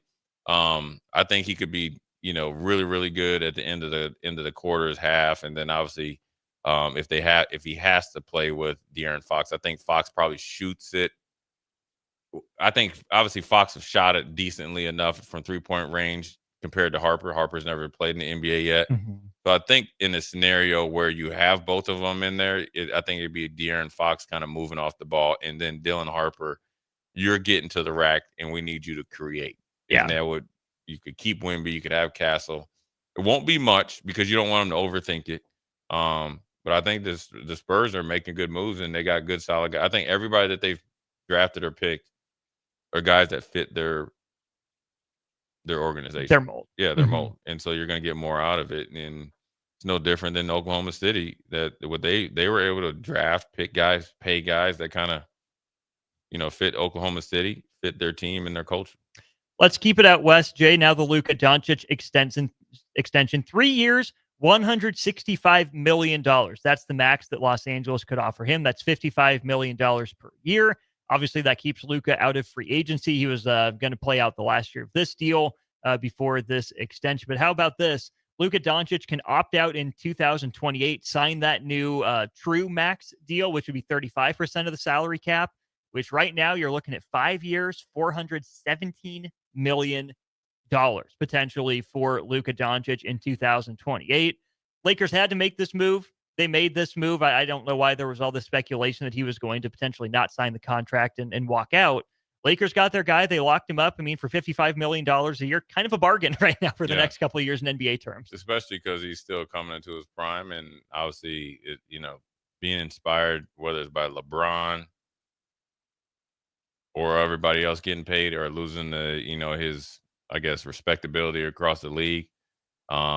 At least the pictures that he's tweeted out or whatever, he's in it's the best he's looked, and since he's been in the league. Yeah.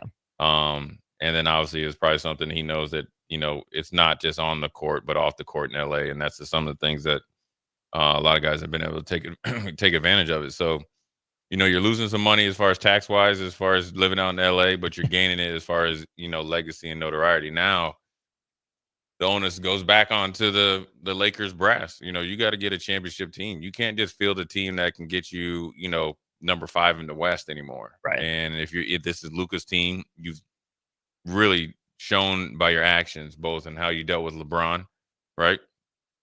With the AD trade, and then obviously with LeBron and where he's at. And then obviously with giving Luka a huge contract. So, you better plan accordingly.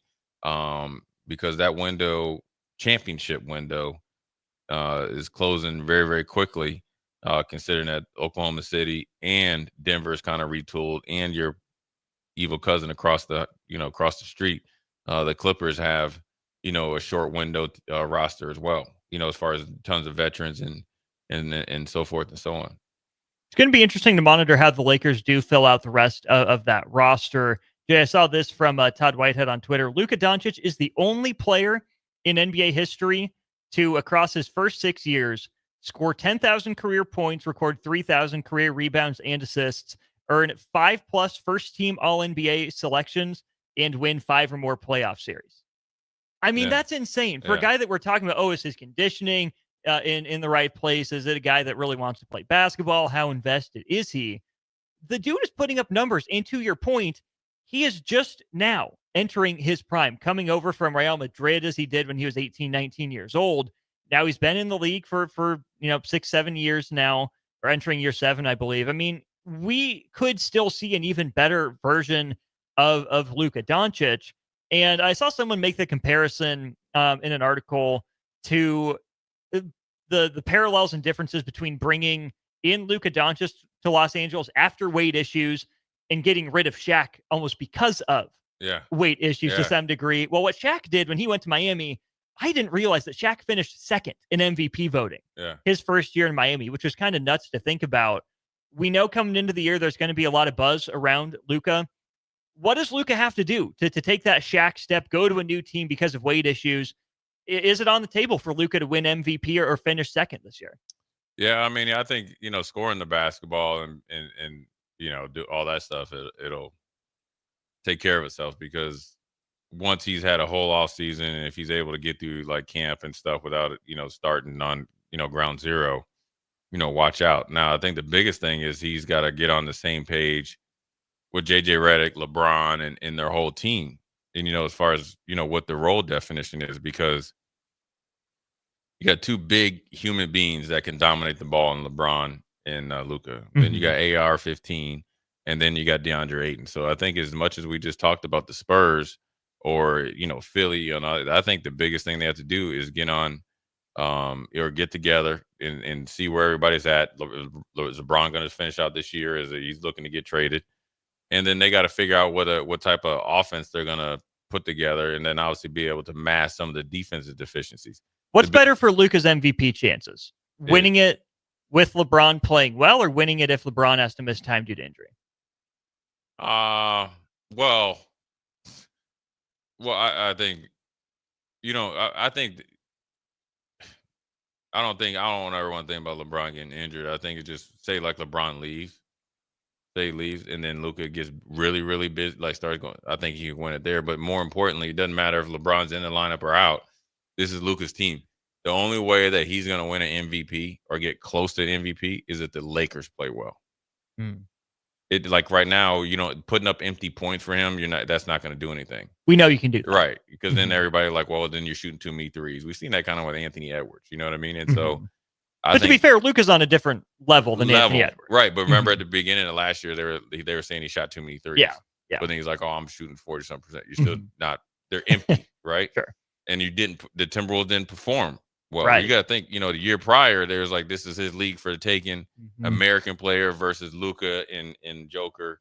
He's the guy. He has a little bit more dog in him, and then he went just off the beaten path, not by his play, by the team's play, and the way they looked in the playoffs.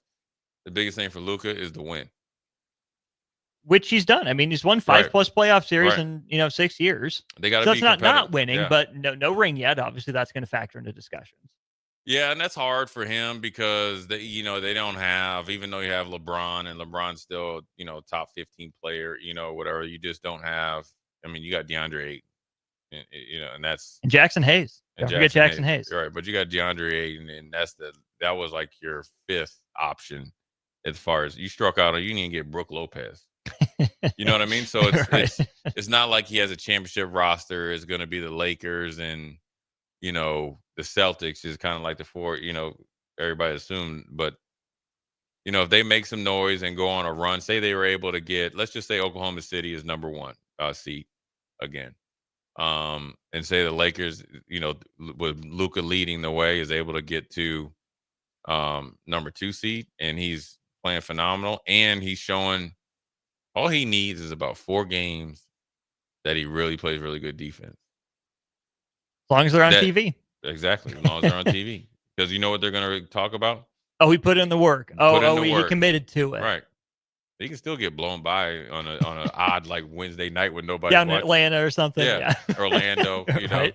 Hey, now, to be fair, both those teams are going to be pretty good this year. Yeah, that's true. I'm in on both of them. Yeah. So it'd be the like Wizards. Oh, it's just the Wizards. He didn't care. That's the game. You ain't going to be right. Yeah. He got in Charlotte. late. Yeah. The plane was delayed and he gave up 30 points. So if I think if he's got to do that, then he has a chance to win it. But more importantly, I think this is a great time for him and his agent to sit down and maybe with LeBron and try to figure out how to reshape his legacy. Hey, LeBron, you're leaving this year, right? You're leaving this year. How was it like, when you had to do it on your own when you came back, or how did you handle Cleveland? Yeah. As an 18-year-old, not the same age. Well, then as a 28-year-old again. Right. Yeah. 30 whatever he was. Right, but handle Cleveland. Those teams that LeBron took to the NBA or Eastern Conference Finals and NBA Finals, his first stint in Cleveland will be the same team like the Lakers when he leaves, because when LeBron leaves, I guarantee you Reeves is out there as well because they thought about trading him this year. So Mm-hmm. how do you reshape your legacy when your roster isn't championship level? That's the biggest thing he's going to have to face. And once he does that, then the MVP stuff and all that will take care of itself. Next 5 years, Jay, who would you most like to have on your team? Luka, SGA, or Jason Tatum? Shea. I think his game will last. I mean, he plays at his own pace. He's a big 6'6". You don't have to worry about him being ready. Mm-hmm. He can create good enough. He can play good enough defense. And I think he's going to be doing the same thing. It's Luka for me. Now, I was about to say, Luka at the top of his game, I don't know. You have to ask me about 4 weeks into the season this year if I see it for real. Fair enough. I think Fair enough. Yeah. I mean, I'm giving SGA the benefit of doubt because he's a champion. Mm-hmm. MVP champ, cornerstone. Play, he does it all. Mm-hmm. Mid-range, go to rack, threes. But Luka gives you the ability, like for that 60-point night, followed up by a 48-point night, followed up by 41, and then a 46. He gives you that run of 40 plus and big games and kind of legendary games because of his shot making as well. Right. I would say Tatum, I mean, obviously the Duke connection is probably my favorite player among those guys and probably my favorite archetype too, ball handling wing, unselfish. Yeah. Too. Like, it's not like Jason Tatum is just scoring the ball, but Jason Tatum also hasn't proven that he can elevate. Maybe it's because he hasn't been asked, but he doesn't elevate an offensive system like Luka and SGA do. Easily the best defender of all three of those on an individual basis. Certainly Boston's scheme plays into that a little bit as well. But with how valuable offense is in the NBA right now, as much as I love Jason Tatum, it'd almost be a crime to pick him over two of the 3 or 4 best offensive players in the entire NBA right now. Yeah, he's not aggressive enough. I mean, I think a lot of pressure is put on him as it was in the first finals when they lost to Golden State. And then, with the whole Olympic thing. And then you got one. So I don't know. It's weird. He's crazy athletic and explosive, but he's not quick. You get what I mean? It's like he's real. He's real rigid. Well, I get some Bryce Williams. Yeah, he's real rigid. And I think he a little boxy. Yeah, and he fell in love with the three way too much. He did. Yeah. And he had that one dunk on LeBron in the conference finals when he was, 18? Yeah, he was mad at him because he didn't sign his autograph. Right. And then we have not seen that same level since. Yeah. And so, I mean, he's still a great player. I think he's probably took some criticism he didn't deserve, but ultimately I'll go with, SGA or Luka to start my franchise. Fair enough. We'll keep the basketball talk going. Fred Hoiberg addressed the media earlier today. We'll hear from the Nebraska men's basketball head coach when we get back to Old School. Load up on meat and more this summer at the Mercado by Certified Piedmontese. This week's specials through August 5th are $1 off buns, 15% off produce, grass-fed, grass-finished sirloin flat-bavette steak for $14.99, and 16 ounces of stir-fry beef for $9.99. Plus, stop by for lunch on Fired Up Thursday at the Mercado East or Fired Up Friday at the Mercado North. Locations at 84th and Havelock, 30th and Yankee Hill, and now 85th and Old Cheney in Lincoln, or 168th and Maple in Omaha. Get to the Mercado today for the best meat in town. There's a lot on the line in divorce. This is Joe Cordell of Cordell & Cordell, the largest family law firm in the country, with over 35 years of helping clients navigate divorce. But being big doesn't mean less personal or less local. Our attorneys live and work in your community, and as neighbors, they understand the challenges your families face. Divorce is complicated. It affects every part of your life, your home, savings, retirement, and of course, kids. So when you find yourself facing divorce and the unexpected directions that it can take, it's times like this that you need a partner you can count on. If you're a man facing divorce, contact Cordell & Cordell today to connect with a local divorce attorney who understands the challenges you're facing on a personal level. Text GO99 to 323232. GO99 to 323232. GO99 to 323232. 1221 N Street, Lincoln. Texting privacy policy and terms and conditions posted at textingterms.us. Texting enrolls you for recurring automated text marketing messages. Message and data rates may apply. Reply, stop to opt out. Rain, snow, or shine, John Henry's is here to keep your home's plumbing systems working properly no matter what kind of weather Nebraska throws at us. From unclogging toilets and drains to installing new water heaters and water treatment systems, John Henry's is your plumbing expert in the Lincoln and Omaha communities. Visit us at calljh.com or call John Henry's. 435-5555. John Henry's Plumbing, Heating and Air. And electrical. Midwest Bank is proud to serve Nebraska communities for over 70 years. We're a community bank making local decisions, supporting community organizations, and helping businesses succeed with 10 locations throughout the state, from Wisner to Deschler, Norfolk to York, and right here in Lincoln too. Whether you're opening a checking account, buying your first home, in need of an ag loan, or in search of cash management services for your business, we're here for you. Your community, your bank, Midwest Bank. Find out more at midwest.bank. Member FDIC. MHC isn't a new company, just a new name. Moe's Moving is now Moe's Home and Commercial. Whether moving across town or across the state, MHC Moving has you covered, specializing in home, apartment, assisted, and independent living moves. MHC can handle your commercial moves as well. MHC Moving has 0 hidden fees. You'll never pay for same-day booking or be charged for stairs, heavy items, or elevator fees. Rates are the same Monday through Saturday, and you will never pay a truck or fuel surcharge. And they offer payment plans through PayPal. Call MHC Moving today at 402-853-7167 or go to mhcmoving.com. Jack Russell of Farm Bureau Financial Services is here to help you protect things that are most important to you. Whether it's your home, your family, or your future, Jack Russell has the proven experience to get the job done while developing authentic relationships with you. Give Jack a call today at 402-421-9100. Again, that's 402-421-9100. Or visit one of his 2 locations in Lincoln or Seward and learn how you can excel in the complicated world of insurance. Jack Russell of Farm Bureau Financial Services, a trusted and well-respected representative since 1999. With UBT, you've got total control over your money. Like Doug, who runs his game day tailgate like a well-oiled machine. I got burgers, brats, chicken, dogs, plus all the fixins. And with the UBT Go app, I can track my food spending from anywhere. Pro move. They don't call me Grill Sergeant for nothing. No matter your goals, UBT helps you feel good about reaching them. Union Bank and Trust. Member FDIC. Salt Mine City is your go-to brewery in the Haymarket for craft beers and great food. Enjoy a full menu of great items daily for lunch and dinner, like their Big Fatty 7-ounce hamburger or a Reuben sandwich served on Blackstone rye bread.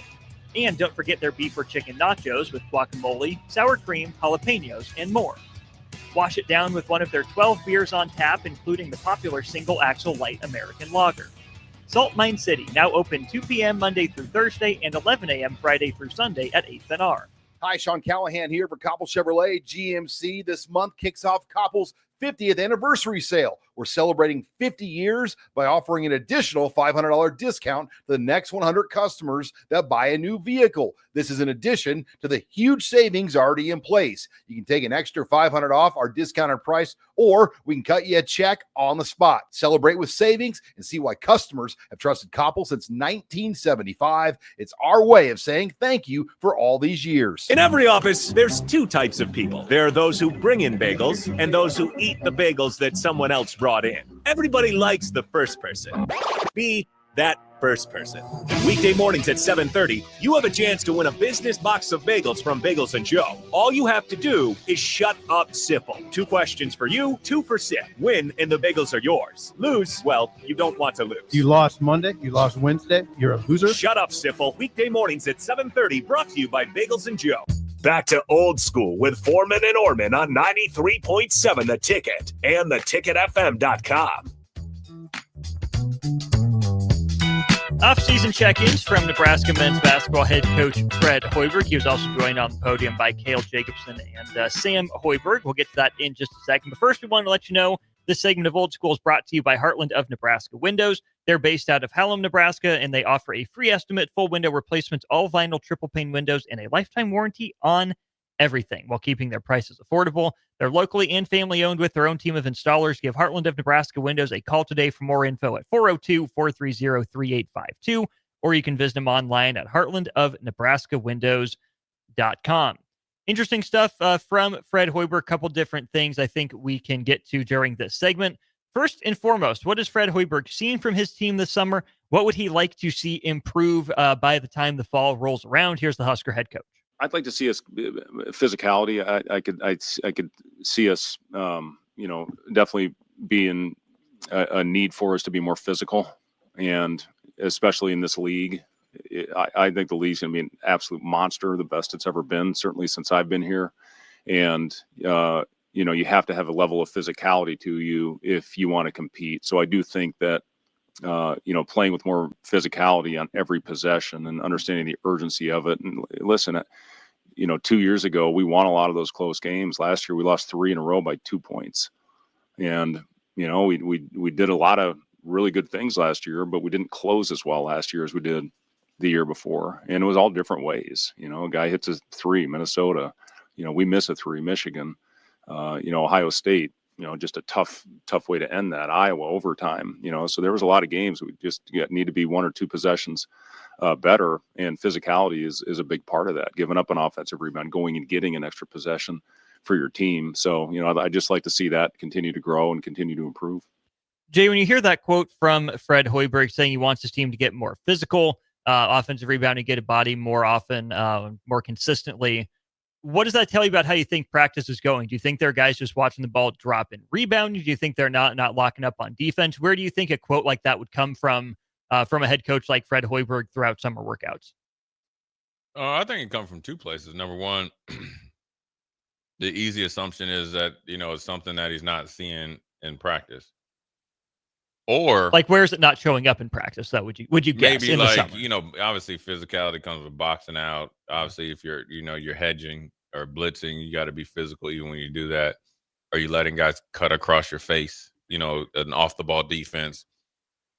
Then are we, like you said, watching the ball bounce or like giving us some offensive rebounds? And I guess necessarily, aren't really evaluating diving on the floor in kind of an open gym set, but are we going, through the heckle, the whistle, or through the guy, right? That's the easy one, right? Or he's seen maybe glimpses of physicality that he hadn't seen before, and he wants it more on a consistent basis. So you're throwing a shot over the bow right there to kind of always have it in the back of their mind. So as they're training, before they get back together when school starts or after school starts, or, they're doing, or, they're playing back home, whatever they're doing, it's in the back of their mind. It's going to be interesting to see how that translates into the fall for Nebraska, because when I think about this lineup for Nebraska, Jay, I don't see a bunch of big, nasty bruisers on the team, right? I mean, Sam Hoiberg will mix it up. Absolutely. Jared Garcia's been in and out of the lineup as a transfer, but I don't expect him to play a whole bunch of minutes. Rink Mast can handle it, but that's not necessarily his game, what he wants to do. Oogie, the transfer from Central Michigan, more of that low post, back to the basket scoring type. Maybe he can handle it. But Jay, I really don't think Nebraska is built to be overly physical. Now, you have to be physical enough. Absolutely, right? I mean, Nebraska, like every team, makes it an emphasis to get bigger, faster, stronger. I mean, Connor Sejan said when we heard from him, he said he was up to 200 pounds, put on some good weight, was still working on that. Sounds like Bear Cable Eachengel is in a pretty good spot with his body throughout the course of the summer per Fred Hoiberg. But I also don't think that that's necessarily, the way Nebraska needs to lean with this team. Be physical enough, right? Don't be pushovers. Don't just get steamrolled. You got to do more than just get in the way. But I really think this Nebraska team is going to be one that just be physical enough to take a little bit of contact and finish at the rim. Be physical enough to not let little grabs or little bumps affect you while you're on the perimeter. Because Nebraska is not going to go, consistently get in rock fights with Michigan, with Michigan State, with Illinois, with this team. I do think Nebraska is more of a quote unquote finesse team, more pace and space than it is a physical team.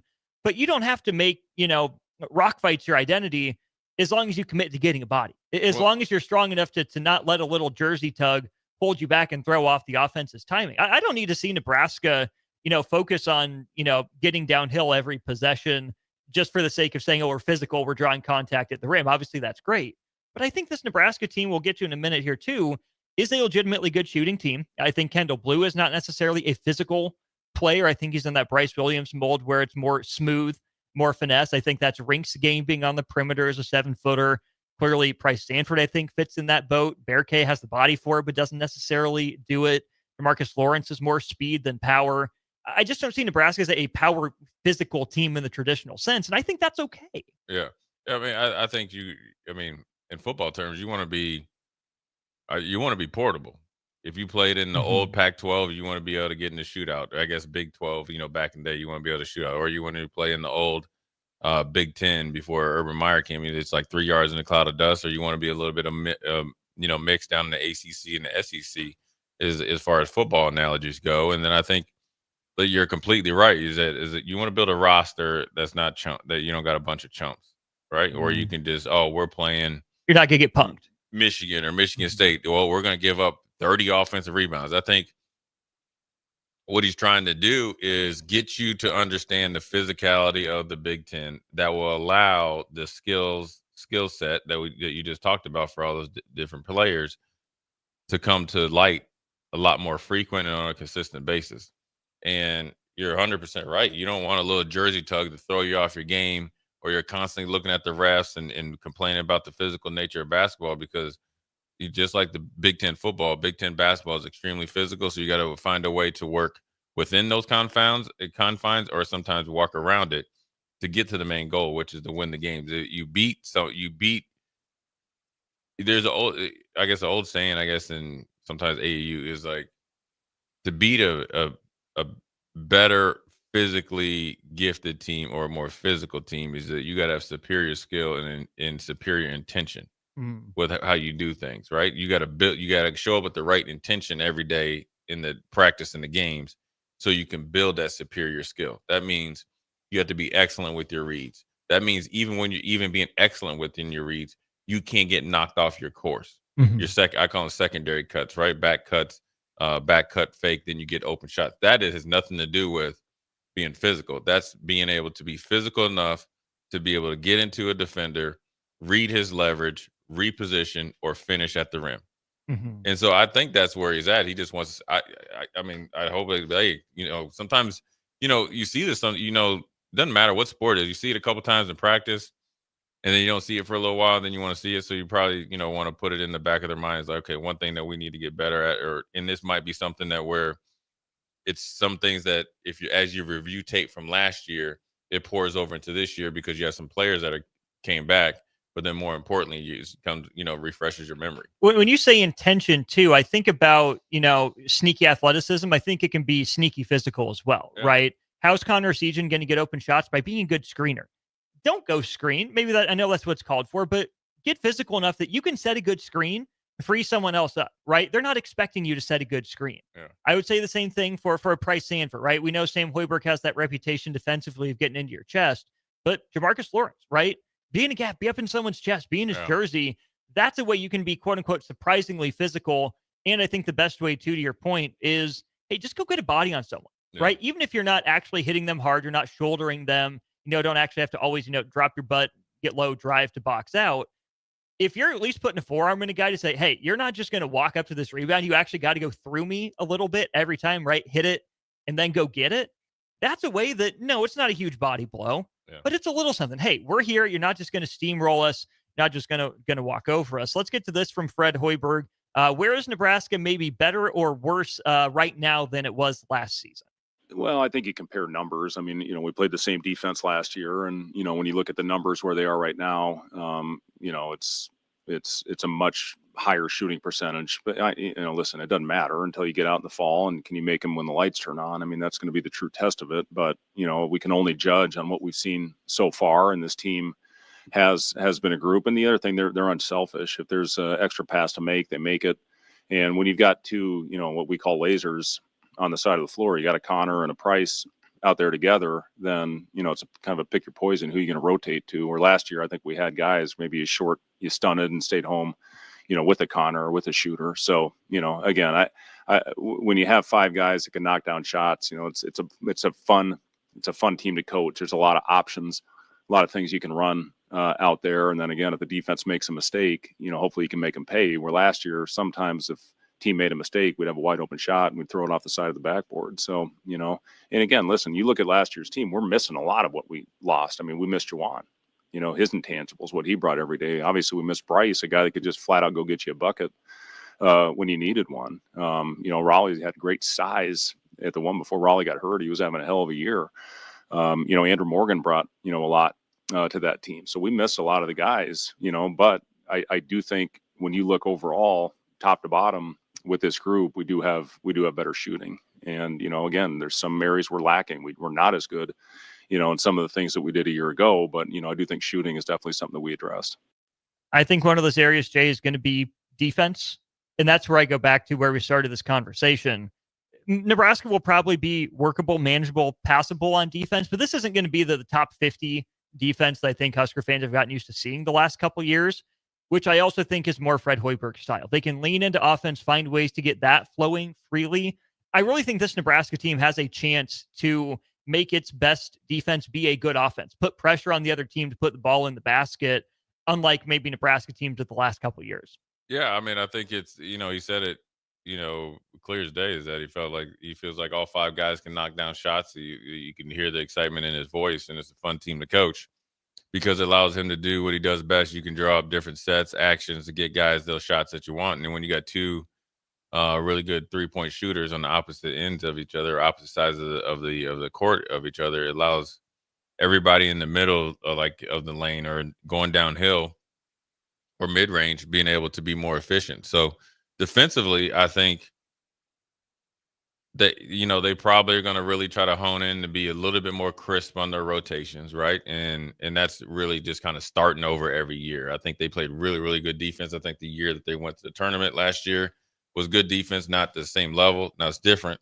So now you got to get back to, your bread and butter. Everybody knows it. And obviously being able to be physical enough and defensively sound enough to get much needed stops. And then if you get on a defensive heater, you have more weapons that can stretch the defenses at all, mid-range and deeper, allow you to have a deeper roster, because then you're able to bring guys off the bench that are able to do more things in their wheelhouse, and then obviously, be a little bit more efficient on the offensive end. Good stuff there from Jay Foreman, courtesy of Fred Hoiberg as well. We'll go to break, hour 2 of Old School. Shout out Fred for that. Yeah. Appreciate the old ball coach. I'll put a bow on hour 2 of Old School coming up next. Jack Russell of Farm Bureau Financial Services is here to help you protect things that are most important to you. Whether it's your home, your family, or your future, Jack Russell has the proven experience to get the job done while developing authentic relationships with you. Give Jack a call today at 402-421-9100. Again, that's 402-421-9100. Or visit one of his 2 locations in Lincoln or Seward and learn how you can excel in the complicated world of insurance. Jack Russell of Farm Bureau Financial Services, a trusted and well-respected representative since 1999. Salt Mine City is your go-to brewery in the Haymarket for craft beers and great food. Enjoy a full menu of great items daily for lunch and dinner, like their Big Fatty 7-ounce hamburger or a Reuben sandwich served on Blackstone rye bread. And don't forget their beef or chicken nachos with guacamole, sour cream, jalapenos, and more. Wash it down with one of their 12 beers on tap, including the popular Single Axle Light American Lager. Salt Mine City, now open 2 p.m. Monday through Thursday and 11 a.m. Friday through Sunday at 8th and R. Are you looking for an exciting new way to put your skills to work? Explore new career options in the fintech industry at Currency, a Sandhills Global company. We offer full-time positions in financial sales, compliance, operations, and other fields. We also offer a 4.5-day work week, an attractive benefits package, and opportunities for advancement. Put your motivation to work and grow with us at Currency. Visit gocurrency.com/careers to learn more. MHC isn't a new company, just a new name. Moe's Moving is now Moe's Home and Commercial. Whether moving across town or across the state, MHC Moving has you covered, specializing in home, apartment, assisted, and independent living moves. MHC can handle your commercial moves as well. MHC Moving has 0 hidden fees. You'll never pay for same-day booking or be charged for stairs, heavy items, or elevator fees. Rates are the same Monday through Saturday, and you will never pay a truck or fuel surcharge. And they offer payment plans through PayPal. Call MHC Moving today at 402-853-7167 or go to mhcmoving.com.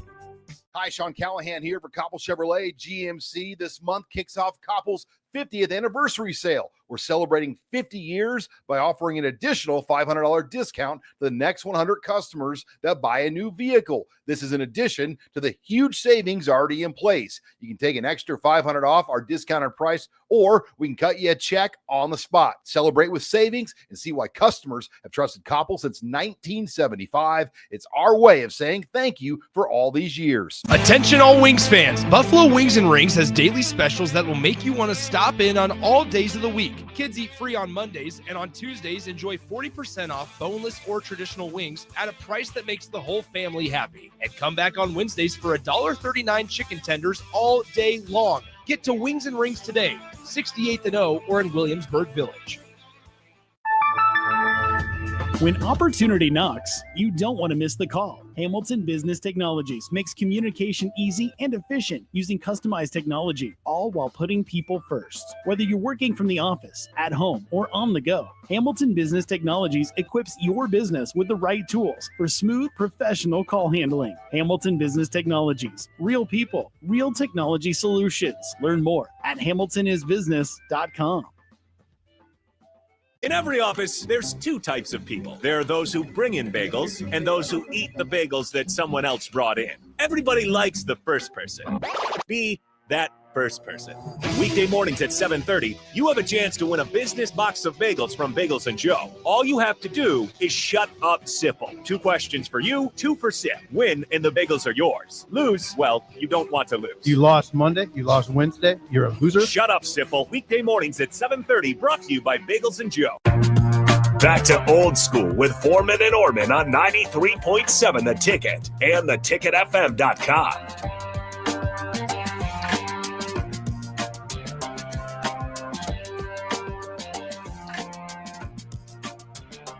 What up? We're back. Jay Foreman, Austin Orman, old school. We got a special guest in, Dr. Finn from AMI, Advanced Medical Imaging, 7601 Pioneers Boulevard. They always take good care of me, always. They're the one thing about AMI, they stuck with me for the foreseeable future. Appreciate you coming in. Obviously, it's not correlate to today, but one of the things we wanted to talk about, obviously, with NFL training camps just now kicking off, I think every college fall camp or summer camp is kicked off. One of the biggest things that you hear from athletes at every level, high school, I think open today, high schools, and I think the Pee Wee leagues are getting started here pretty soon, is dealing with extreme heat. It affects players differently. Obviously, there's things you can do and different obviously techniques to be able to perform at a high level in the heat. But from your perspective, what are some of the basics that I would say you have to do in order to be an athlete out in this heat? Well, it's like you don't need to be an MD to know it, but hydration is absolutely 100% the key. But it's more like when you hydrate. Yeah. Okay. So when you start the day, if you got 2, do they still do 2-a-days? Or is that I don't know if they practice 2-a-days, but they're probably around. They don't do it like they can't do it like we did it. So if you not like they're supposed to. Yeah. Sure. If you got an afternoon practice game, whatever, you need to be hydrating early morning, and you need to be fully hydrated well before you go on the field. And I know it's radio, I don't want to get too graphic or anything, but the best way to tell if you're hydrated is you want your urine to be the color clear. Yeah. And a lot of people know that, but if it's just a little bit yellow, you are a little bit dehydrated. If it's dark yellow, you are very dehydrated, and you do not want to go into practice starting that. I mean, you'll get fine, especially young athletes. They'll get through it, but you're losing a competitive edge. And so speaking of that, we don't think about it this way, but think about it in terms of your heart rate.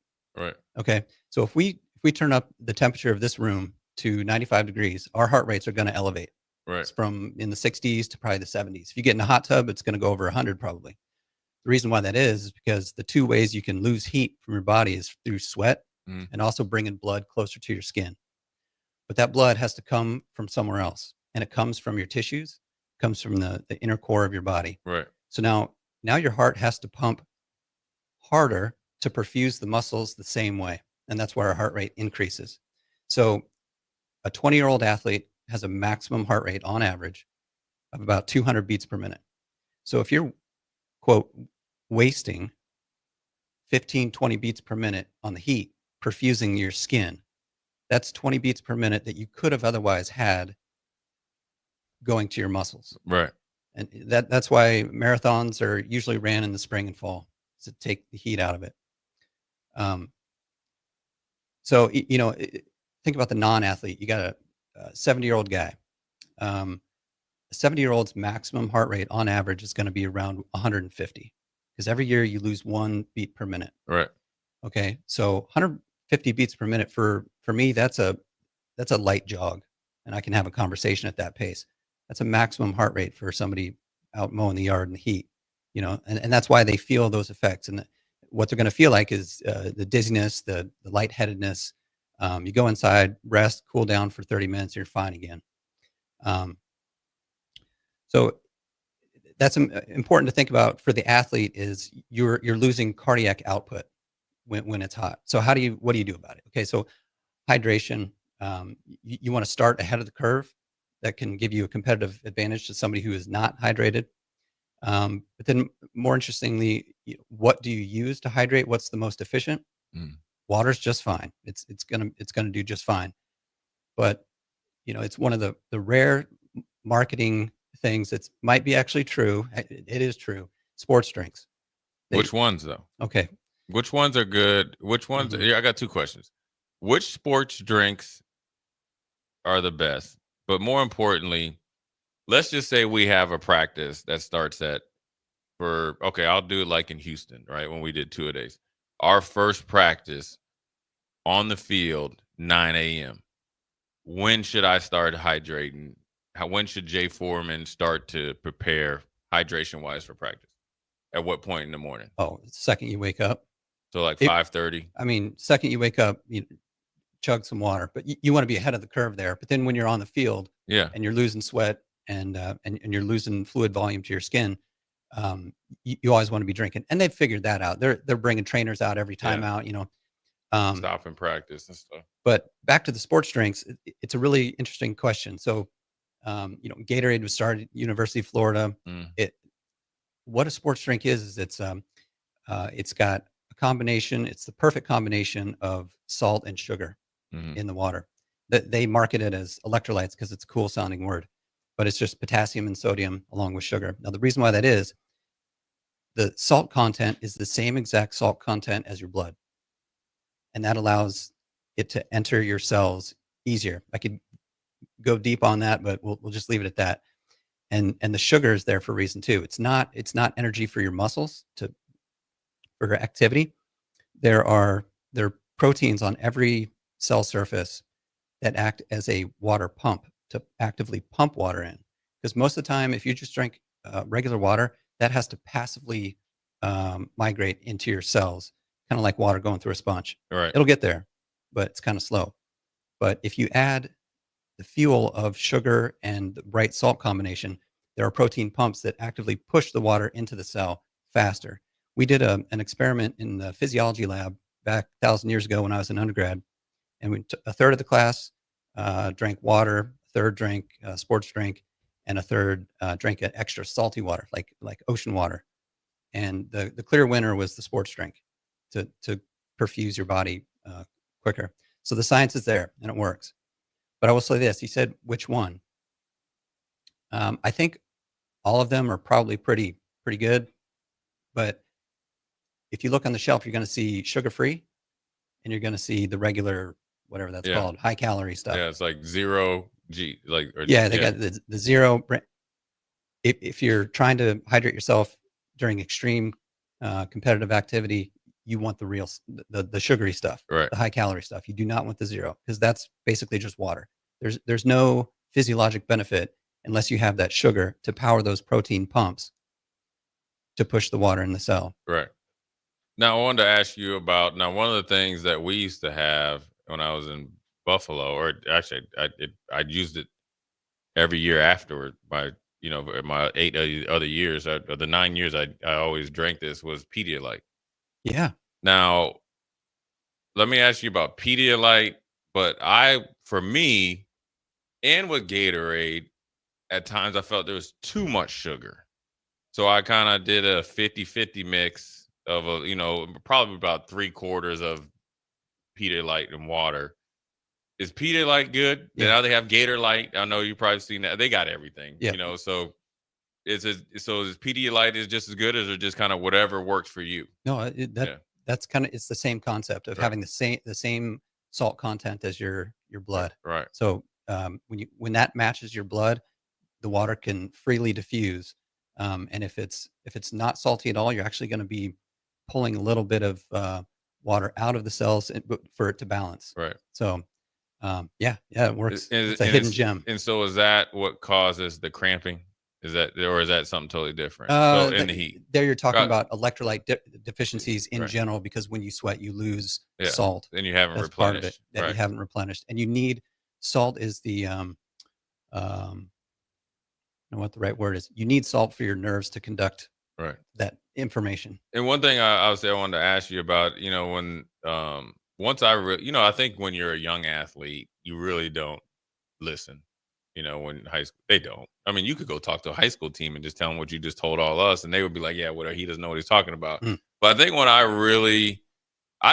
never really struggled, and I've seen some guys that just can't handle the heat. Just their bodies just don't mix with the heat, right? And I just have always been able to be okay. But there was a practice in particular, obviously here at Nebraska, where the heat almost succumbed to the heat, and then I was like, okay, once I started to take my, recovery and hydration a little bit more seriously.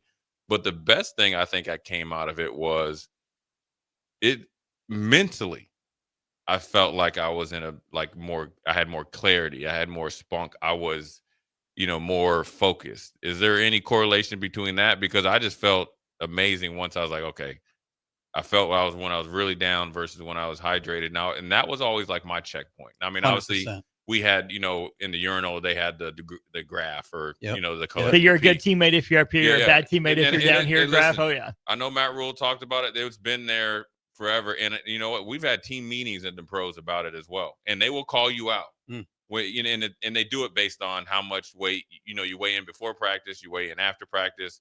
You need to get close to it the next practice, because we had 2-a-days actually. Yeah. And then you had to do it again at night. And then they would get you in the morning during the 1-a-days to make sure you're doing your job. And if you didn't, some teams will find you and some will call you out. And if you get called out, you get called out.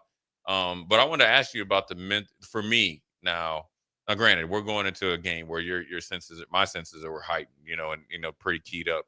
But I always knew it was kind of weird. I always kind of felt like if my hydration was good, the clarity was good, I was more mentally focused, the missed assignments were down, and I felt like I can run forever, obviously.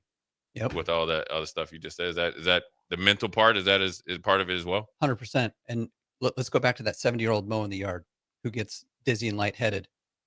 You got a little brain fog too. You're not perfusing your brain as much as you used to.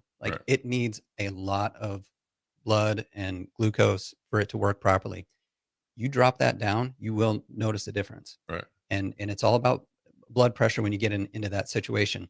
And when you're at 95 beats per minute just to maintain perfusion in the heat, and now you're exerting yourself, at some point, something is going to start receiving less than it's used to. Right. And that's the first thing you're going to notice is your muscles and then the brain fog. Right. So absolutely. The other factor in there is the electrolyte imbalance, because you absolutely need that for your nervous system to function properly. Right. Again, I could dive into that, but you have to have the right salt combination in your body. And when you're sweating, you're losing those electrolytes. Right. And they're not easy to replace. They used to do salt tabs. Salt tabs, but I tell you, they were not easy on the stomach. No. Yeah, they were horrible on this. I mean, that's an extreme version, but then some scientists figured out, let's put it in water. Yeah. Make it easier. The one thing I wanted to ask you about before we move on to obviously everybody knows that Deion Sanders had a I think it was a unique surgery, right? Where they kind of rebuilt part of his organ. I wanted to ask you just real quick, and I was just thinking about this. I know, I've had a ton of concussions, and then now more stuff has come out. I mean, NFL hit it a little bit, but not a little bit, a lot of it. But obviously your brain is like, there's water in there in your head, right? As you know, I've been called waterhead and everything just because I had, thought I had a big head. But I wonder, is there a correlation? Because the amount of supplements guys take, that I think when you get really lean, it seems like it dehydrates your whole body. Does that have any kind of, we don't need to get into a correlation if you're dehydrated or you're more, like if I took a hit head on against Jamie Nails, right? He's one of the guys that I used to go against all the time. Fully hydrated versus if I come in lean Jay Foreman, 232 pounds, trying to be all ripped up, am I more apt to have a worse concussion than hydrated based on the lack of fluid in your whole body? Would that affect your brain fluid as well or not? Probably not. Oh. The body protects the brain. Yeah. It is the brain and the heart. Right. It will sacrifice every other organ before the brain and the heart. So it's going to maintain a good fluid balance up there. Yeah, see, I was wrong then. I was trying to be a doctor, Austin, and I thought I was going to be that was it. I wanted to have somebody else to blame. Let's give you 10 seconds to think about that as we pause for station ID and get back in your doctor groove after this. This is Lincoln's home for sports talk on the FM dial. Also online at theticketfm.com. On the internet. KNTK FM Firth, 93.7 The Ticket. Now Dr. Foreman is back, which is definitely went past the boards. But obviously, the big news was everybody kind of was forecasting that, or kind of assumed something was wrong with Deion Sanders. Kind of just abruptly left off-season workouts. Nobody really saw him. Everybody thought he was going to quit because all of his sons were on into the NFL. But then obviously he had I think a very unique form of cancer. Is that probably common? But more importantly, the surgery, and you'll get into it, where they kind of rebuilt his bladder, rebuilt his bladder from his intestines. It seemed to work. Yeah. But I've never heard anything like. Can you just talk about the process of how you come to that decision, right? I guess obviously being diagnosed with bladder, cancer in the bladder, and then coming to the, I guess, conclusion or the option to rebuild it with another organ. Yeah. So first of all, I don't know his medical history. I've only heard, what we've heard online and stuff. So I'm not an expert in his, but I can speak in general. So if you get bladder cancer, and what he had was a growth on the inside of the wall of his bladder. So the inside where the fluid is contained. And the way that spreads is it grows into the bladder wall. And if it gets through the wall and starts growing out other places, the farther it grows, the worse it is. Now, his was very superficial. I mean, it hadn't grown into the wall very far.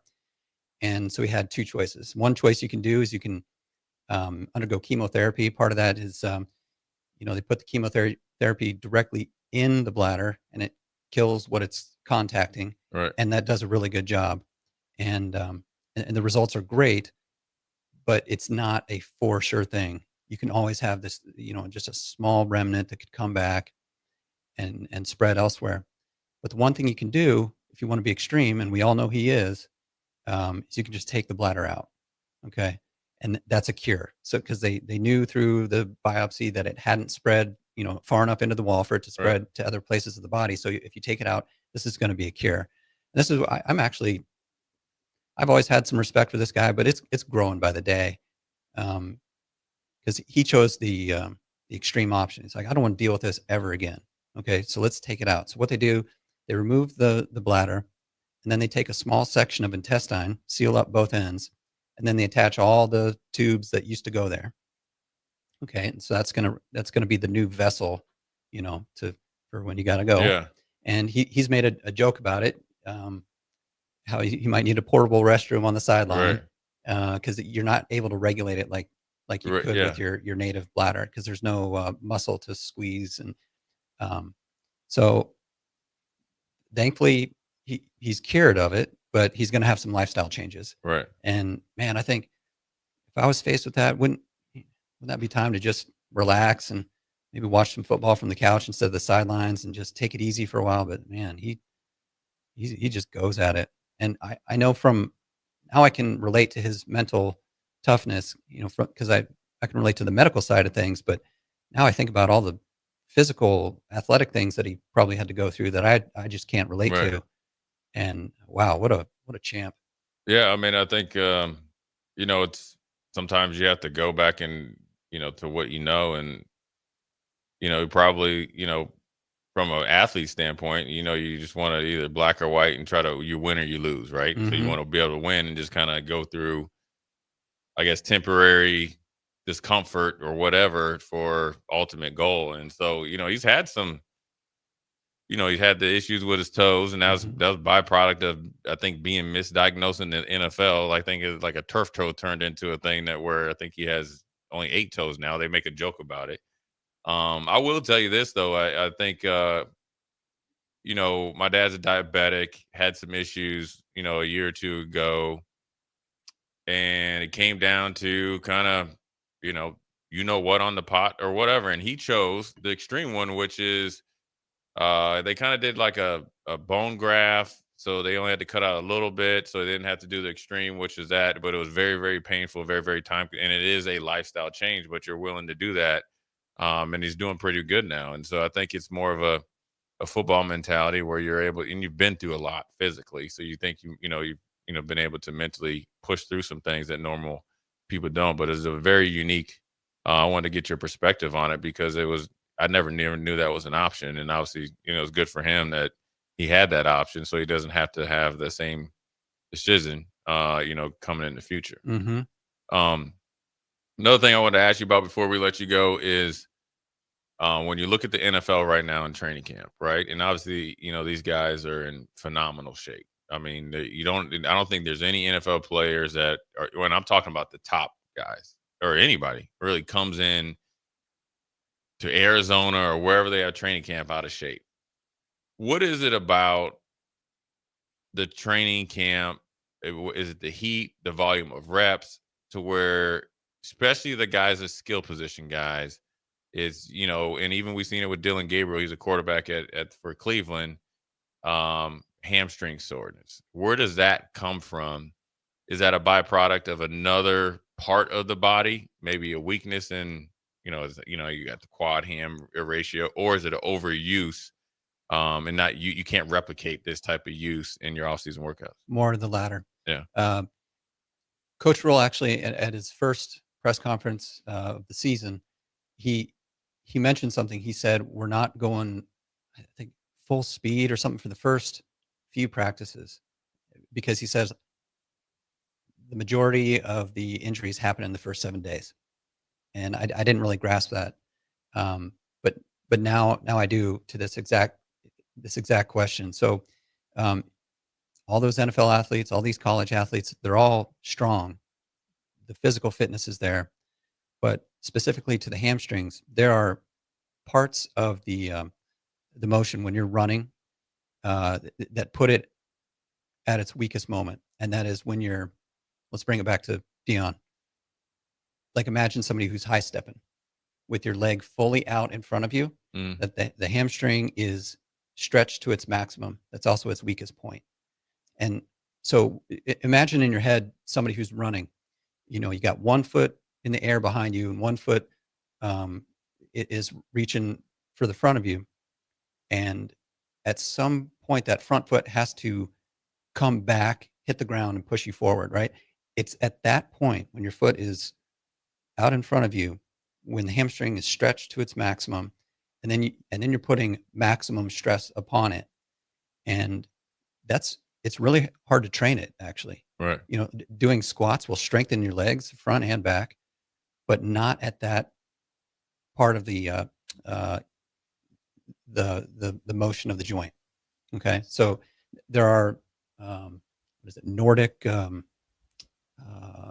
curls. Right. Yeah. It's where Adam Archuleta made famous, to where it's all hamstrings, and that's how he ran like a 4.3, and it was, his trainer said it was based on not overtraining, but really hyper focused training on his hamstring and obviously the back of his leg. But specifically at that length. Yeah. So you ever see those Ninja Warrior guys when they'll hang by their arms? If you notice, they're always hanging with their elbows at 90 degrees. Right. Because that's the strongest part, if your elbow is all the way out, it's not, I mean, for you, it's strong, Right. but that's the weakest part of that motion. But at 90 degrees, it's the same. A lot of people, they don't want to train the weakest part of the motion. And that's what something like a Nordic curl, and there's other movements too. So it'll strengthen that. And that can help. But then also there is a warm-up period to the season when you're going from training in the gym and your endurance training to extreme power, 110%, strange motions where maybe you're, instead of running straight, maybe you're doing wind sprints and training, but now you're cutting. Right. Your weight is shifting, your knee is twisting, everything is different, and those parts haven't been trained. Right. But with an adequate warm-up, good stretching, and strengthening your muscles throughout the whole range of motion, you can prevent injuries.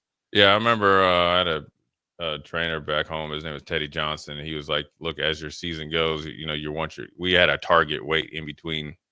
I played my best. I felt between 238, 242, and he was fine in between there. He said 236 is your lowest.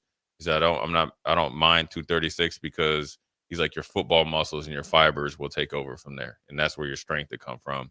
Obviously as long as I was working out and keeping my weights up, the weight didn't really matter. He's like, your power would become from you playing football 10 times more than running. We used to do 10 100s, 8 80s, and that. He's like, you'll get 10 times more of that every day in practice. Yeah. So, and you see sprinters, they do sprint mechanics. Yeah. And they can increase their speed without even doing a race. Right. And they're just doing, the skips and these high steps. And it's mimicking the entire range of motion of all those joints to strengthen it throughout the whole swing of your leg. Yeah. That's amazing stuff, man. I mean, it's obviously, we're in the heat of fall camp, and then obviously the heat isn't really here in Nebraska, but it's coming back at the end of the week. But last Monday and Tuesday was definitely a day that, obviously came to mind to talk about hydrating, how it affects athletes, and obviously how it affects mentally, because, heat makes us the cowards of us all. By the way, I got a chance to see the field at Memorial Stadium. Yeah. New field turf. Looks great. Yeah. Bright colors, the red pops. Did you see what color the sidelines are? It's black, right? Black. Yeah. And I saw that and I thought, you got to be kidding me. That field, as you know, gets so hot. It's like an oven. You can feel the air rising from your feet to your head. That's how hot it is. And they painted it black on both sidelines. But but I think the sideline Nebraska's on gets the shade, right? Yes, sir. Yeah. So now because what's funny is because we used to always be on the other side. Yep. And it was extremely hot over there. But I think we didn't really notice it because Coach Osborne always had us out in the heat. But yeah, it looks good. I hadn't seen it up close and personal, but it looks pretty good. That's got to affect the other team. You come off the field trying to get some reprieve, and you're on this like black surface. Oh man. Yeah, feet gonna get hot, man. It's so it'll be interesting to see how it goes. But hydration is key in sports, and then obviously with injury prevention, that's really one of the best abilities you can have is your availability in sports. So we appreciate you stopping in. Once again, that's Dr. Finn, Advanced Medical Imaging, 7601 Pioneers Boulevard. We're going to take a quick break. Come right back. Hi, Sean Callahan here for Koppel Chevrolet GMC. This month kicks off Koppel's 50th anniversary sale. We're celebrating 50 years by offering an additional $500 discount to the next 100 customers that buy a new vehicle. This is in addition to the huge savings already in place. You can take an extra $500 off our discounted price, or we can cut you a check on the spot. Celebrate with savings and see why customers have trusted Koppel since 1975. It's our way of saying thank you for all these years. If the power is out, traffic lights might be too. If you come across a dark intersection, treat it like a four-way stop. See more tips at les.com/safety.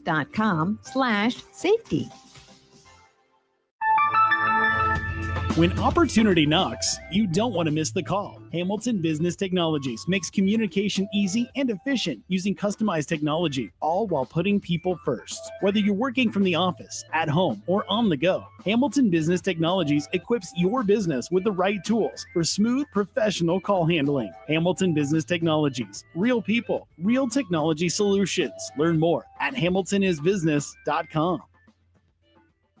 Breaking here at the news desk. When you stack Allo Internet, DirecTV, and mobile, you can lock in your price for 2 years. Sources are confirming that when you stack Allo Internet, DirecTV, and mobile, your monthly price drops and you're locked in for 2 years. That's fiber fast internet, premium streaming TV, and reliable nationwide mobile coverage. And this just in, you must switch by Labor Day to secure that locked-in pricing for 2 years. Switch, stack, and save at allofiber.com/stack. Big box stores are tempting for buying equipment for your high schooler in sports or for yourself in your sports leisures. But buying new is awfully expensive. Why not go somewhere with new and used options? Play It Again Sports has quality, slightly to gently used equipment, and 50% of their inventory is actually new equipment. And it's more than baseball, softball, and golf. They also have equipment for disc golf, fitness, hockey, and more. Plus, they're always buying products. Bring your gear you're done with and get trade money on the spot. Play It Again Sports at 48th and Vine. Are you looking for an exciting new way to put your skills to work? Explore new career options in the fintech industry at Currency, a Sandhills Global company. We offer full-time positions in financial sales, compliance, operations, and other fields. We also offer a 4.5-day work week, an attractive benefits package, and opportunities for advancement. Put your motivation to work and grow with us at Currency. Visit gocurrency.com/careers to learn more.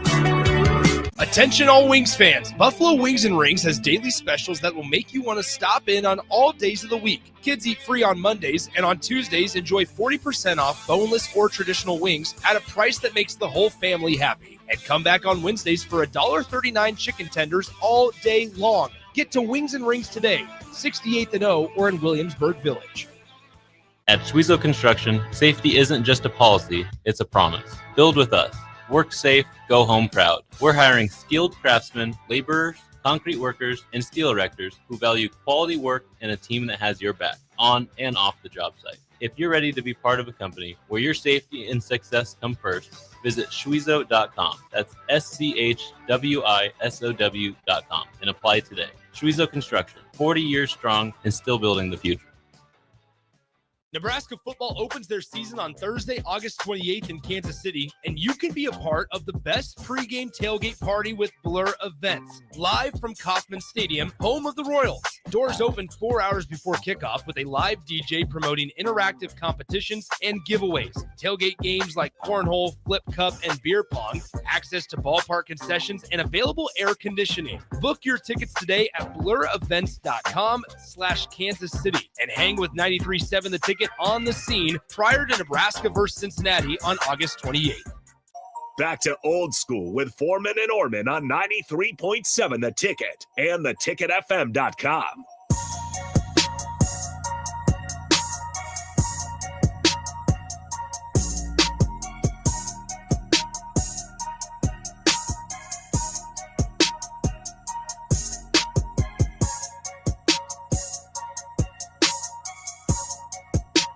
We're back here on Old School. Jay Foreman, Austin Norman with you. Big thanks to Dr. Finn of AMI for joining us here on the program. Jay, some news in the NFL out of training camp. The Jaguars put out their depth chart. Travis Hunter I saw listed as a starting wide receiver and a backup cornerback. How you like them apples? Man. So that means they drafted him now, number 3, to be a wide receiver? That's what it sounds like right now. Hell no. I mean, well, I look at it like receivers. I think he's a pretty dang good corner. I mean, but I think receiver, you kind of get open and do your thing. And Trevor Lawrence is getting in the rock. I mean, he's definitely. I mean, I could see him starting. Do you think he's an outside guy, or is he moving inside in the NFL to play receiver? I think he can do whatever he wants. I mean, he's just crazy athletic, but I think he's going to be more a delicacy type of thing as a receiver. I don't think he's. I find it hard to believe you pick him number 3, play 80 snaps at receiver, and 10 snaps at DB. Which 10 snaps would those be? I don't know. That's what. Is he a third down? Sub corner, they put him at nickel, would they? I could see it flipped. That's where I'm envisioning him starting at corner or starting on defense, and then playing, 10 to 20 snaps on offense. You can throw them jump balls. You can get them in the slot. You can motion them, get them mixed up matched up on a linebacker. Now you have them starting, receiver. It's a little odd, but it's the first depth chart. Because the Jags don't have a whole lot at defensive back. That's exactly. And it's not like because I can tell you this, if he's getting smoked in practice, guaranteed to be all over the internet. Because they got Brian Thomas Jr. And now so you got Trevor Lawrence, they got ETN, and they probably got some other young receivers, right? Diami Brown, you look at Lassiter out of BYU as a rookie on the roster. Obviously, Thomas Jr., like you said. I mean, there's not really a whole they're not as stocked as you would think. So you can see it both ways, but I guess they can't. I mean, who are their corners? The guys they list as a DB, not a safety. So you who have are their starters? I'm not seeing starters right now. I assume Tyson Campbell from Georgia is one of them. Yeah. Going to be my guess. You have other names that I've at least heard of. Cameron Silman Craig, rookie from Colorado, probably not starting. Other guys listed corner: Levi Wallace, DeAndre Prince, Zachariah McPherson, Jordan Lewis, Jarian Jones. Jordan Lewis is from the Monteric Cowboys. Brown. Yes. Colorado. So. Michigan guy. Michigan. That's right. Yeah. And then Christian Braswell, second-year guy out of Rutgers. I don't know. But you have an offensive-minded coach. You do. Had a couple of those in a row now. Yeah, but this dude really thinks he's a guru. He does. I don't know, man. I'm not putting a lot of stock in it. He's going to play both ways. I'm just surprised that he's not the starting corner and then the opposite on offense. But you know what? Maybe he's, he's going to be hard to cover. Mm-hmm. It's not a far fetch that he's not a start. He's starting wide receiver. I mean, even if he just takes the first couple snaps, there's out there for the first series. Is that what you would do? Would you start him out there for the first series both ways and then adjust? Or how are you managing Travis Hunter's reps right now in training camp? Well, I don't know what they drafted him as. They drafted him as Travis Hunter. Then if he's my starting corner, you locking down number one. And then I'm rolling you out there on offense. And I'm putting you in a position to be successful, or I'm having you be in a decoy. And then expensive decoy. And then as we get, but you locking down. But then as we get to the red zone, you're going to see a lot more number 12. Ooh, you want him in the red zone. Interesting. I feel like he's an open field guy. Well, the red zone in the NFL for them is 35. 30 and in. Yeah, 30, 35 yards in. Gotcha. He ain't house calling people in the NFL. These dudes can run. You ain't housing it. You got linebackers that can hawk you down. Hunter can run. I know, but he ain't running like that.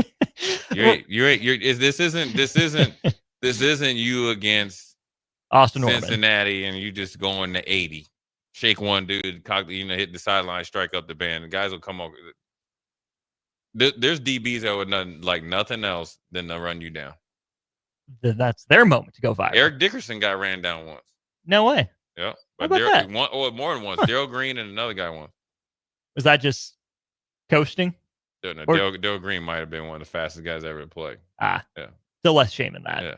Let's go ahead and run to break. Come back with us, though. We got Royals taking over the brick and mortar airways. We will finish out the last half hour of Old School on stream. Come back with us. Breaking here at the news desk. When you stack Allo Internet, DirecTV, and mobile, you can lock in your price for 2 years. Sources are confirming that when you stack Allo Internet, DirecTV, and mobile, your monthly price drops and you're locked in for 2 years. That's fiber fast internet, premium streaming TV, and reliable nationwide mobile coverage. And this just in, you must switch by Labor Day to secure that locked-in pricing for 2 years. Switch, stack, and save at allofiber.com/stack. MHC isn't a new company, just a new name. Mo's Moving is now Mo's Home and Commercial. Whether moving across town or across the state, MHC Moving has you covered, specializing in home, apartment, assisted, and independent living moves. MHC can handle your commercial moves as well. MHC Moving has 0 hidden fees. You'll never pay for same-day booking or be charged for stairs, heavy items, or elevator fees. Rates are the same Monday through Saturday, and you will never pay a truck or fuel surcharge. And they offer payment plans through PayPal. Call MHC Moving today at 402-853-7167 or go to mhcmoving.com. Are you looking for an exciting new way to put your skills to work? Explore new career options in the fintech industry at Currency, a Sandhills global company. We offer full-time positions in financial sales, compliance, operations, and other fields. We also offer a 4.5-day work week, an attractive benefits package, and opportunities for advancement. Put your motivation to work and grow with us at Currency. Visit gocurrency.com/careers to learn more. Advanced Medical Imaging is the largest radiology group in Nebraska, located in Lincoln at 7601 Pioneers Boulevard. At Advanced Medical Imaging, they utilize state-of-the-art technology and blend it together with their compassionate, skilled team to guide you through every step. Whether it's an MRI, CT scan, or X-ray, their precise diagnostics help your doctor deliver the best care plan for you. Choose clarity and comfort in your life by choosing Advanced Medical Imaging, located at 7601 Pioneers Boulevard and online at amimaging.com. At Schwezo Construction, safety isn't just a policy, it's a promise. Build with us. Work safe, go home proud. We're hiring skilled craftsmen, laborers, concrete workers, and steel erectors who value quality work and a team that has your back, on and off the job site. If you're ready to be part of a company where your safety and success come first, visit schwezo.com. That's SCHWISOW.com and apply today. Schwezo Construction, 40 years strong and still building the future. Attention all Wings fans, Buffalo Wings and Rings has daily specials that will make you want to stop in on all days of the week. Kids eat free on Mondays, and on Tuesdays enjoy 40% off boneless or traditional wings at a price that makes the whole family happy. And come back on Wednesdays for $1.39 chicken tenders all day long. Get to Wings and Rings today, 68th and O, or in Williamsburg Village. Empire Netting and Fence delivers top quality netting and fence solutions. From major sports venues to backyard installs and everything in between, coast to coast. We take on tough jobs with grit, integrity, and a strong commitment to safety. Empire is growing, and we're hiring motivated people ready to grow with us. We build each other up, and we're building something big. Think you've got what it takes? Apply now at empire-fence.com. That's empire-fence.com. Back to old school with Foreman and Orman on 93.7 The Ticket and theticketfm.com.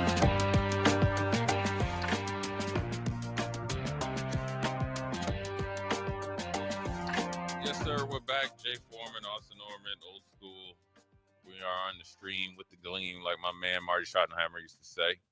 Riley W. I wonder, is this Riley Washington? I don't believe so. Oh, Riley W. says, never forget Buda Baker got hogged down with a 20-yard lead by DK. Yes, it can happen. It happened. Yeah, it did happen on national TV. That was DK with something to prove. That was one of DK's highest moments. Now, it better not be his career highest moment. DK's had some moments. He has. And but you know what? He got paid too. Sure did. Do you think he's the right type of receiver to pair with Aaron Rodgers? Yeah. I don't know if he's as detailed in his route running as Devontae Adams, but he can be a mix between James Jones and Donald Driver. I think he's tough enough. I think he can make some plays. I'd like to think Aaron Rodgers will make him a better player just by, demanding more, being able to deliver the ball more. So I think it's a good fit right now for both of them. You know what I'm saying? I think, he probably wore out his welcome and probably wanted a new start going all the way across the country to Pittsburgh from Seattle. You can't get that. Look, if you want to get away from home, that's the farthest way you can go. Hey. I mean, you could have went to Buffalo. It's all the same distance. So I think it's a good match. What does DK do best as a wide receiver? Dude, he's the size of a DN, and he's got track speed. I think he can make 50-50 catches. I think when he's motivated and focused, he can be obviously a number one, but be one of the top receivers that you've seen. He can be, obviously the best thing he does is stretch the defense. But not only is he stretching the defense, he's 6'3", 225 pounds, 30 pounds. So he can do everything, that you want from a number one. And then if Steelers get that running game going with the underneath game, they could be pretty dangerous. It's going to be a lot different than it's like a more mature, more reliable George Pickens. You probably know what you're going to get every day you show up to the stadium on Sunday or Monday or Thursday. I mean, George Pickens, you just never know what he's going to do. You don't know if he's going to show up on time, or if he's going to show up at all, or he's going to drop a 2-yard pass, or he's not going to try. I mean, DK's, every receiver's had that in their resume, but I think DK's more reliable. Hard to be less reliable at this point than George Pickens. I'm just really curious to see truly how much is left in the tank for Aaron Rodgers, because I think there was a time, Jay, where, Devontae Adams notwithstanding, Aaron Rodgers was a quarterback that could prop up his supporting cast. And I think that's a mark of a lot of great quarterbacks, where if you get him good enough receivers, they can make some magic happen.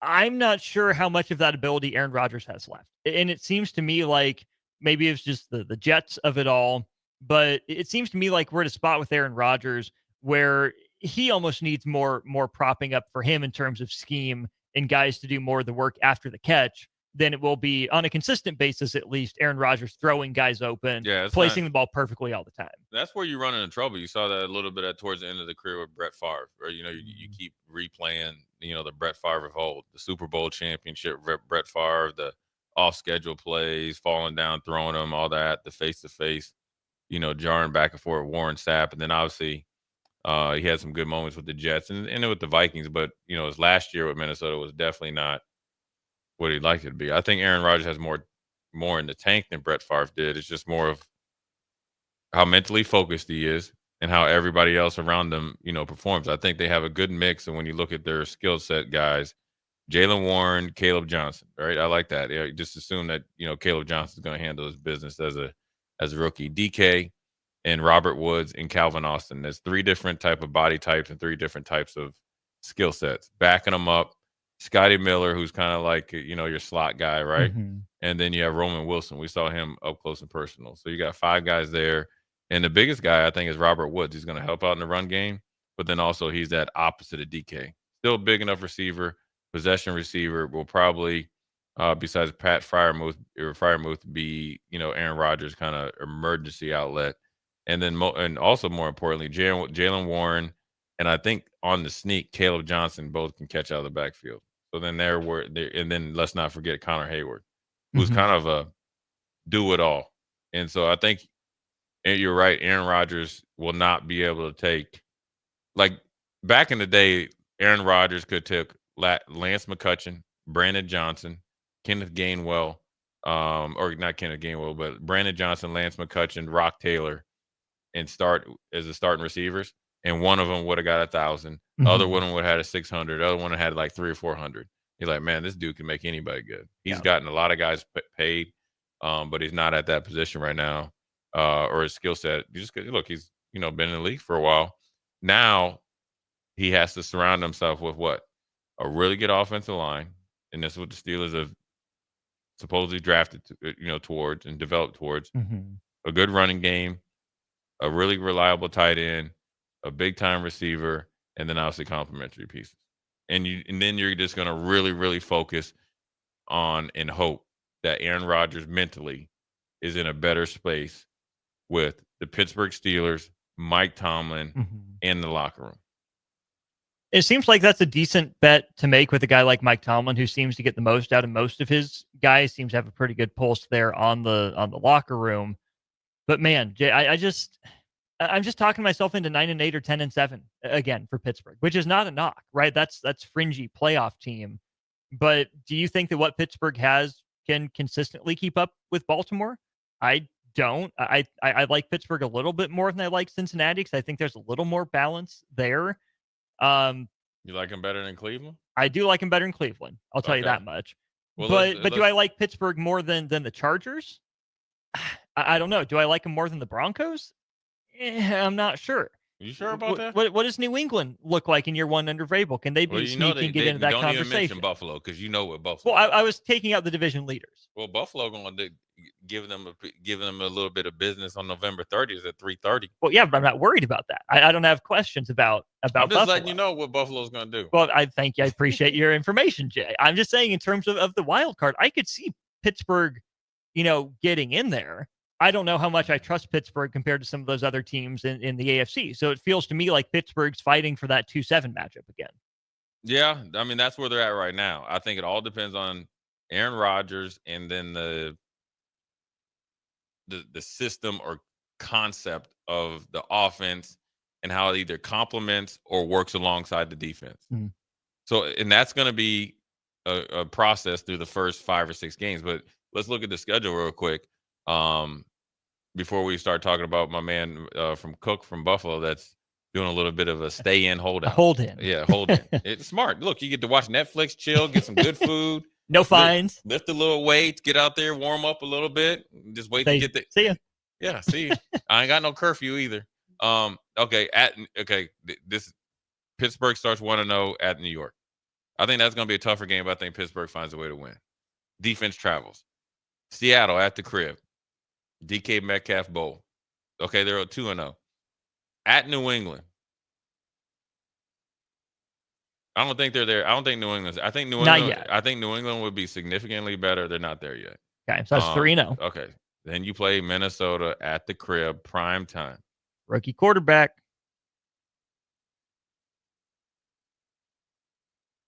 I'm going Pittsburgh. So now you start 4-0. 4-0. You go in the bye week. You got another bye week. You play Cleveland. They'll be on another quarterback. And then this is then you 4 days later on a short week, you play at Cincinnati.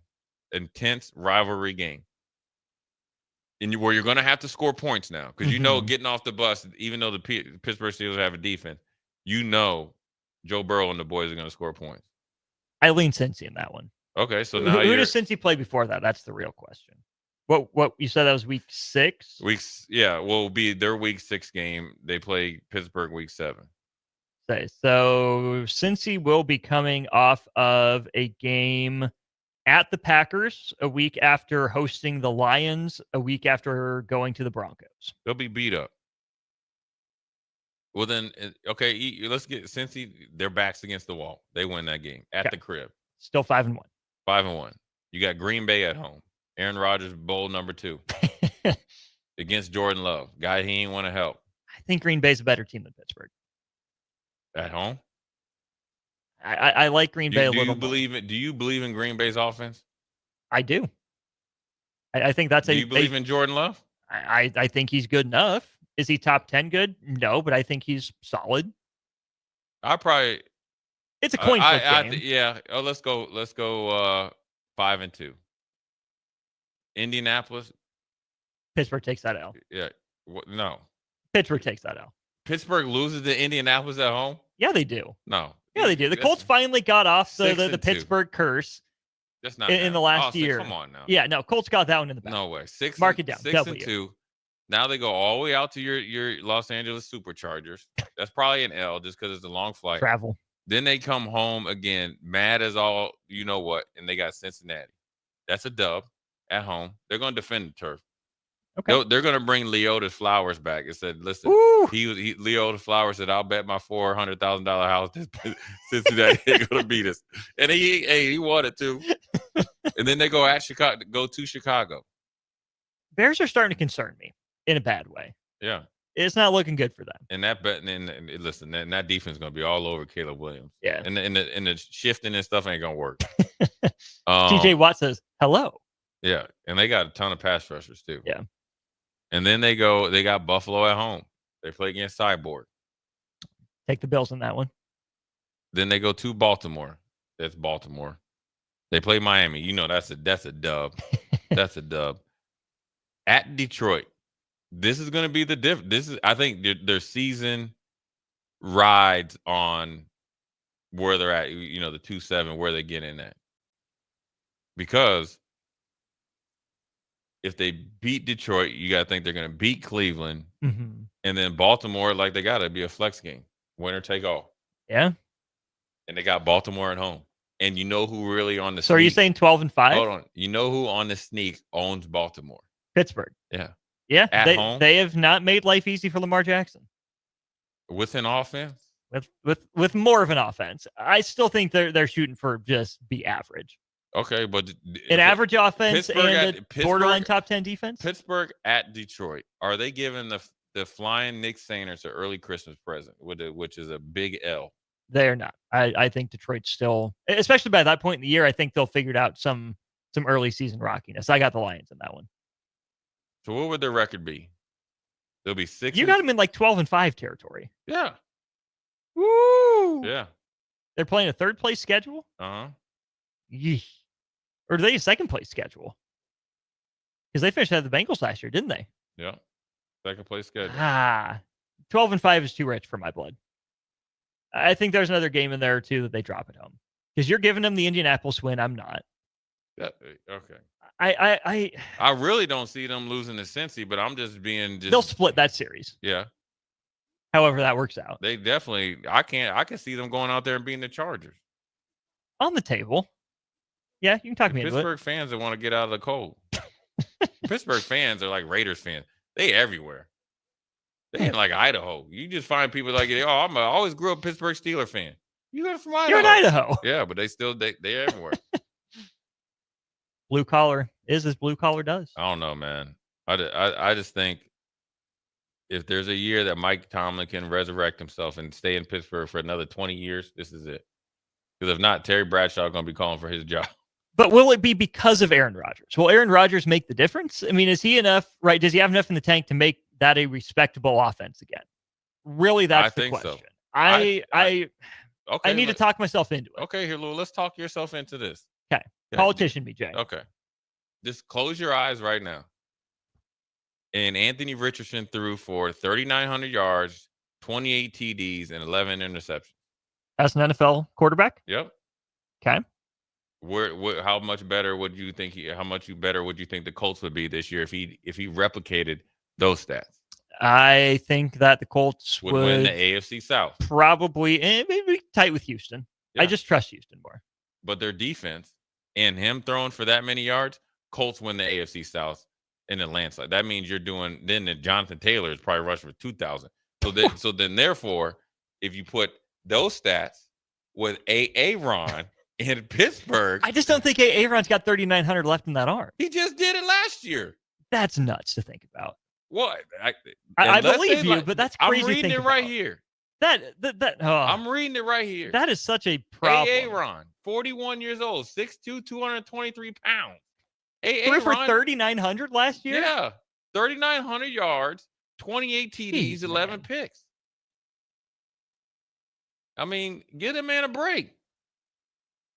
How did he throw for 3,900 yards last year? He dropped back and did work. Jeez Louise. I mean, he did it. Wow. All right, Aaron. All right. Yeah, I mean, if he puts up 4,000 yards passing, 2.5 to 1 touchdown interception ratio, yeah, I think Pittsburgh's probably going to be in pretty good position. I mean, he just... Wow. Huh. Okay, Aaron, I see you. Yeah. Huh. On the sneak. And he did it for a hometown discount. And your boy Aaron Glenn said, no, thank you. Not good enough for me. That's just being a new head coach. Send a message, Jay. Yeah. That's he let 3,900 yards walk out the door. That's that Bill Parcells and Aaron Glenn. It is. Bill Parcells, he guaranteed coming in, he going to mess with the quarterback or he going to cut their best player. Like that. I guarantee he called Bill Parcells. He got to go. Flew him all the way out there. To say, your services will no longer be required. That was bad. Aaron Glenn should know better than that. So, yeah, Aaron Rodgers, man, you got to look at it like if he can just replicate that. I don't even think he has to throw for 3,900 yards. I don't think he needs to throw for 3,900 yards. I just think he needs to throw for 3,400 or more. Okay, they got smoked by Buffalo. So that's 200 yards a game? They got smoked by Buffalo. He had 100. But every other game, he was putting in work.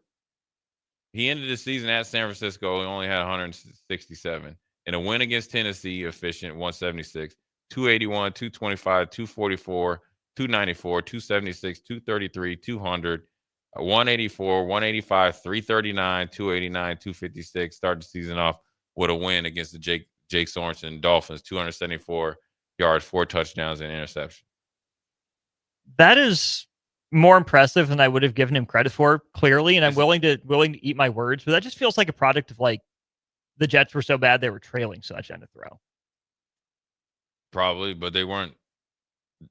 he wasn't dominating. I mean, even the game they got smoked, like Arizona, they lost 31-6. He only threw for 151 yards, 22 of 35. It was check down city.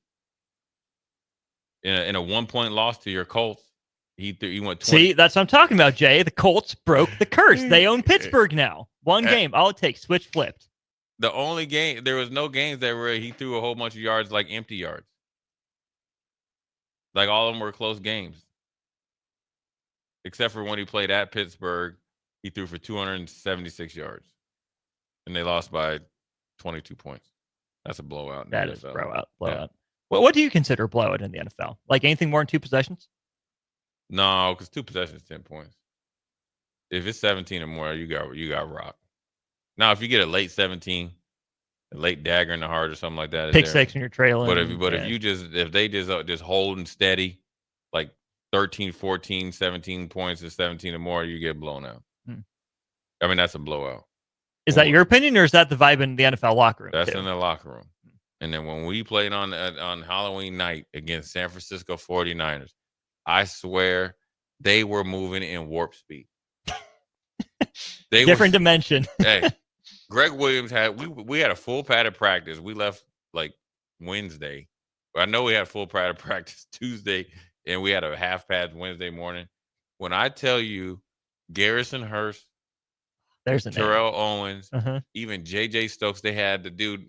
I think his name is Eric Nelson. He ended up marrying like Britney Spears or something, or not Britney Spears. What's it? Jessica Simpson. Jessica Simpson.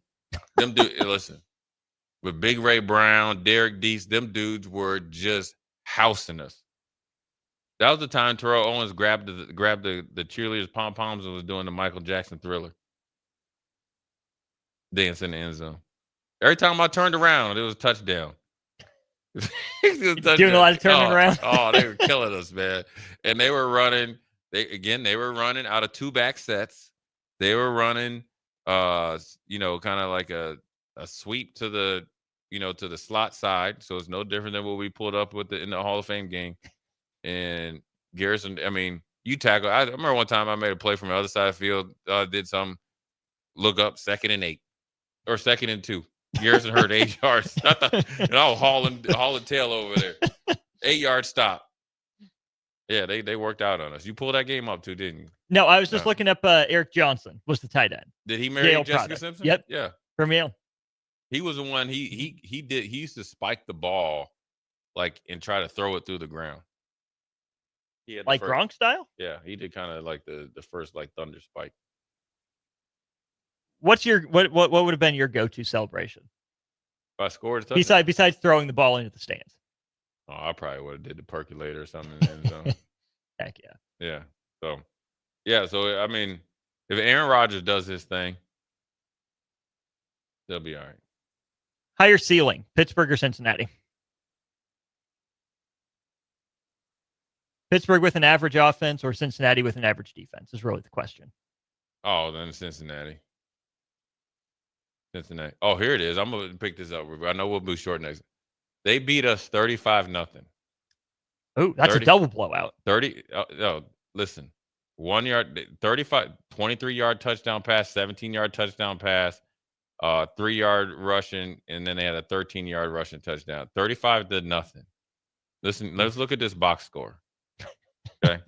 When I tell you, they broke us off. Do you understand me, Austin? I am beginning to understand you. 35-0 in an NFL game. Rob Johnson was hurt. My man Alex Van Pelt was 21 of 38 for 168 yards. Listen, our offense was anemic. That is 8 yards per completion. Listen, the 4.4 yards of completion. Right? 0 touchdowns, 4 picks, sacked twice for 6 yards. Right? Oh, no. Our leading rusher was our fullback, and he was kind of like a catch-first fullback. Larry Centers. Wait. Catch first fullback? Is Larry Centers. He's like... Have those words ever been put together in that combination? No, but Larry Centers was listed as a fullback, but he was like a scout. He could block good enough, but he could dice you up on the routes. Trust me. Look at that. He had 3 rushes on 3rd down, or 3 rushes for 14 yards. That's our leading rusher. Leading rusher? Ooh. My man T. Hen had 6 rushes for 9 yards. Lockdown. Brian Young and then was housing stuff. Okay. Guess who our leading receiver was? Larry Centers, 6 catches, 56 yards. Guess who our second leading receiver was? Jay Foreman? Dang. Eric Mold, 7 catches, 55 yards. Yeah. They housed us, man. 0 tutties and 4 picks. Yeah. Man. Yeah, they housed us. I think I only had in this game, I only had 3 tackles. Well, they probably missed a couple. Credited them someone else. Yeah, but guess who had all the tackles? Gary Walker? No. Nate Clemens, Antoine Winfield, Tavares Tillman, and Keon Carpenter. Our D and my man Chris. Hey, my man Chris Baby Watson was getting his work into, and Pearson Prelude. They was killing us. They were killing us. Terrell Owens, 6 catches, 72 yards. Housing us. That's barely Eric Mold's stat line. Yeah, he was on the bench. 35-0. JJ Stokes, 8 for 68. Oof. Ty Streets, 2 for 34, 17 or a touchdown. Garrison Hurst for 2 for 18. Yeah, they worked us over, man. You know how many yards Garrison Hurst had? 18. Rushing. Rushing? Yeah. Oh no, 40?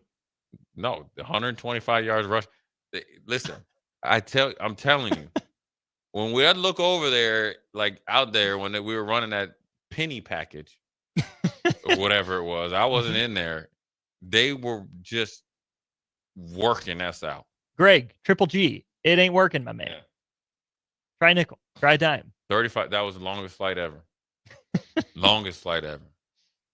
Probably not a great flight to begin with, but then when you fly out there, get broke 35. Off and sent home. Anyway, we'll take a quick break, come back. Jay Foreman, Austin Norman. We'll be right back. Big box stores are tempting for buying equipment for your high schooler in sports or for yourself in your sports leisures. But buying new is awfully expensive. Why not go somewhere with new and used options? Play It Again Sports is quality, slightly to gently used equipment, and 50% of their inventory is actually new equipment. And it's more than baseball, softball, and golf. They also have equipment for disc golf, fitness, hockey, and more. Plus, they're always buying products. Bring your gear you're done with and get trade money on the spot. Play It Again Sports at 48th and Vine. Have you been injured in an accident and don't know where to turn? You need an attorney you can trust to handle your case with professionalism and compassion. The attorneys at Liberty Law Group understand that a call to an attorney is a call for help. If you've been injured, we want to help you. Liberty Law's experienced attorneys are committed to the pursuit of justice for those injured. Call Liberty Law and find out how we can help you get the compensation you deserve. Call 877-42-LIBERTY. Call the trial attorneys you can trust. 877-42-LIBERTY. Make bill paying a breeze with Text to Pay. LES texts you 1 week before your bill's due date. Just reply to the text to pay. It's that easy. Log into your account at les.com to sign up today. Saturday. Eagle Raceway is open for a full season of dirt track racing action every Saturday night. Don't miss the epic battles on the high banks of Eagle Raceway each Saturday between the Nebraska Septic Sprint Cars, Nebraska Lottery Modifieds, Avid Realty Sport Mods, Valentino's Hobby Stocks, and A1 Iron Stock Cars. Let's go racing. Eagle Raceway, just 10 miles east of Lincoln on O Street. Check out the full schedule at eagleraceway.com.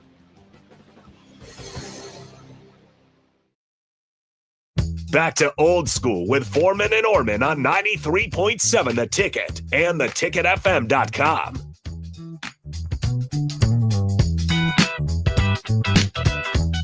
What up, we're back. Jay Foreman, Austin Norman. Quick segment so we get back on time.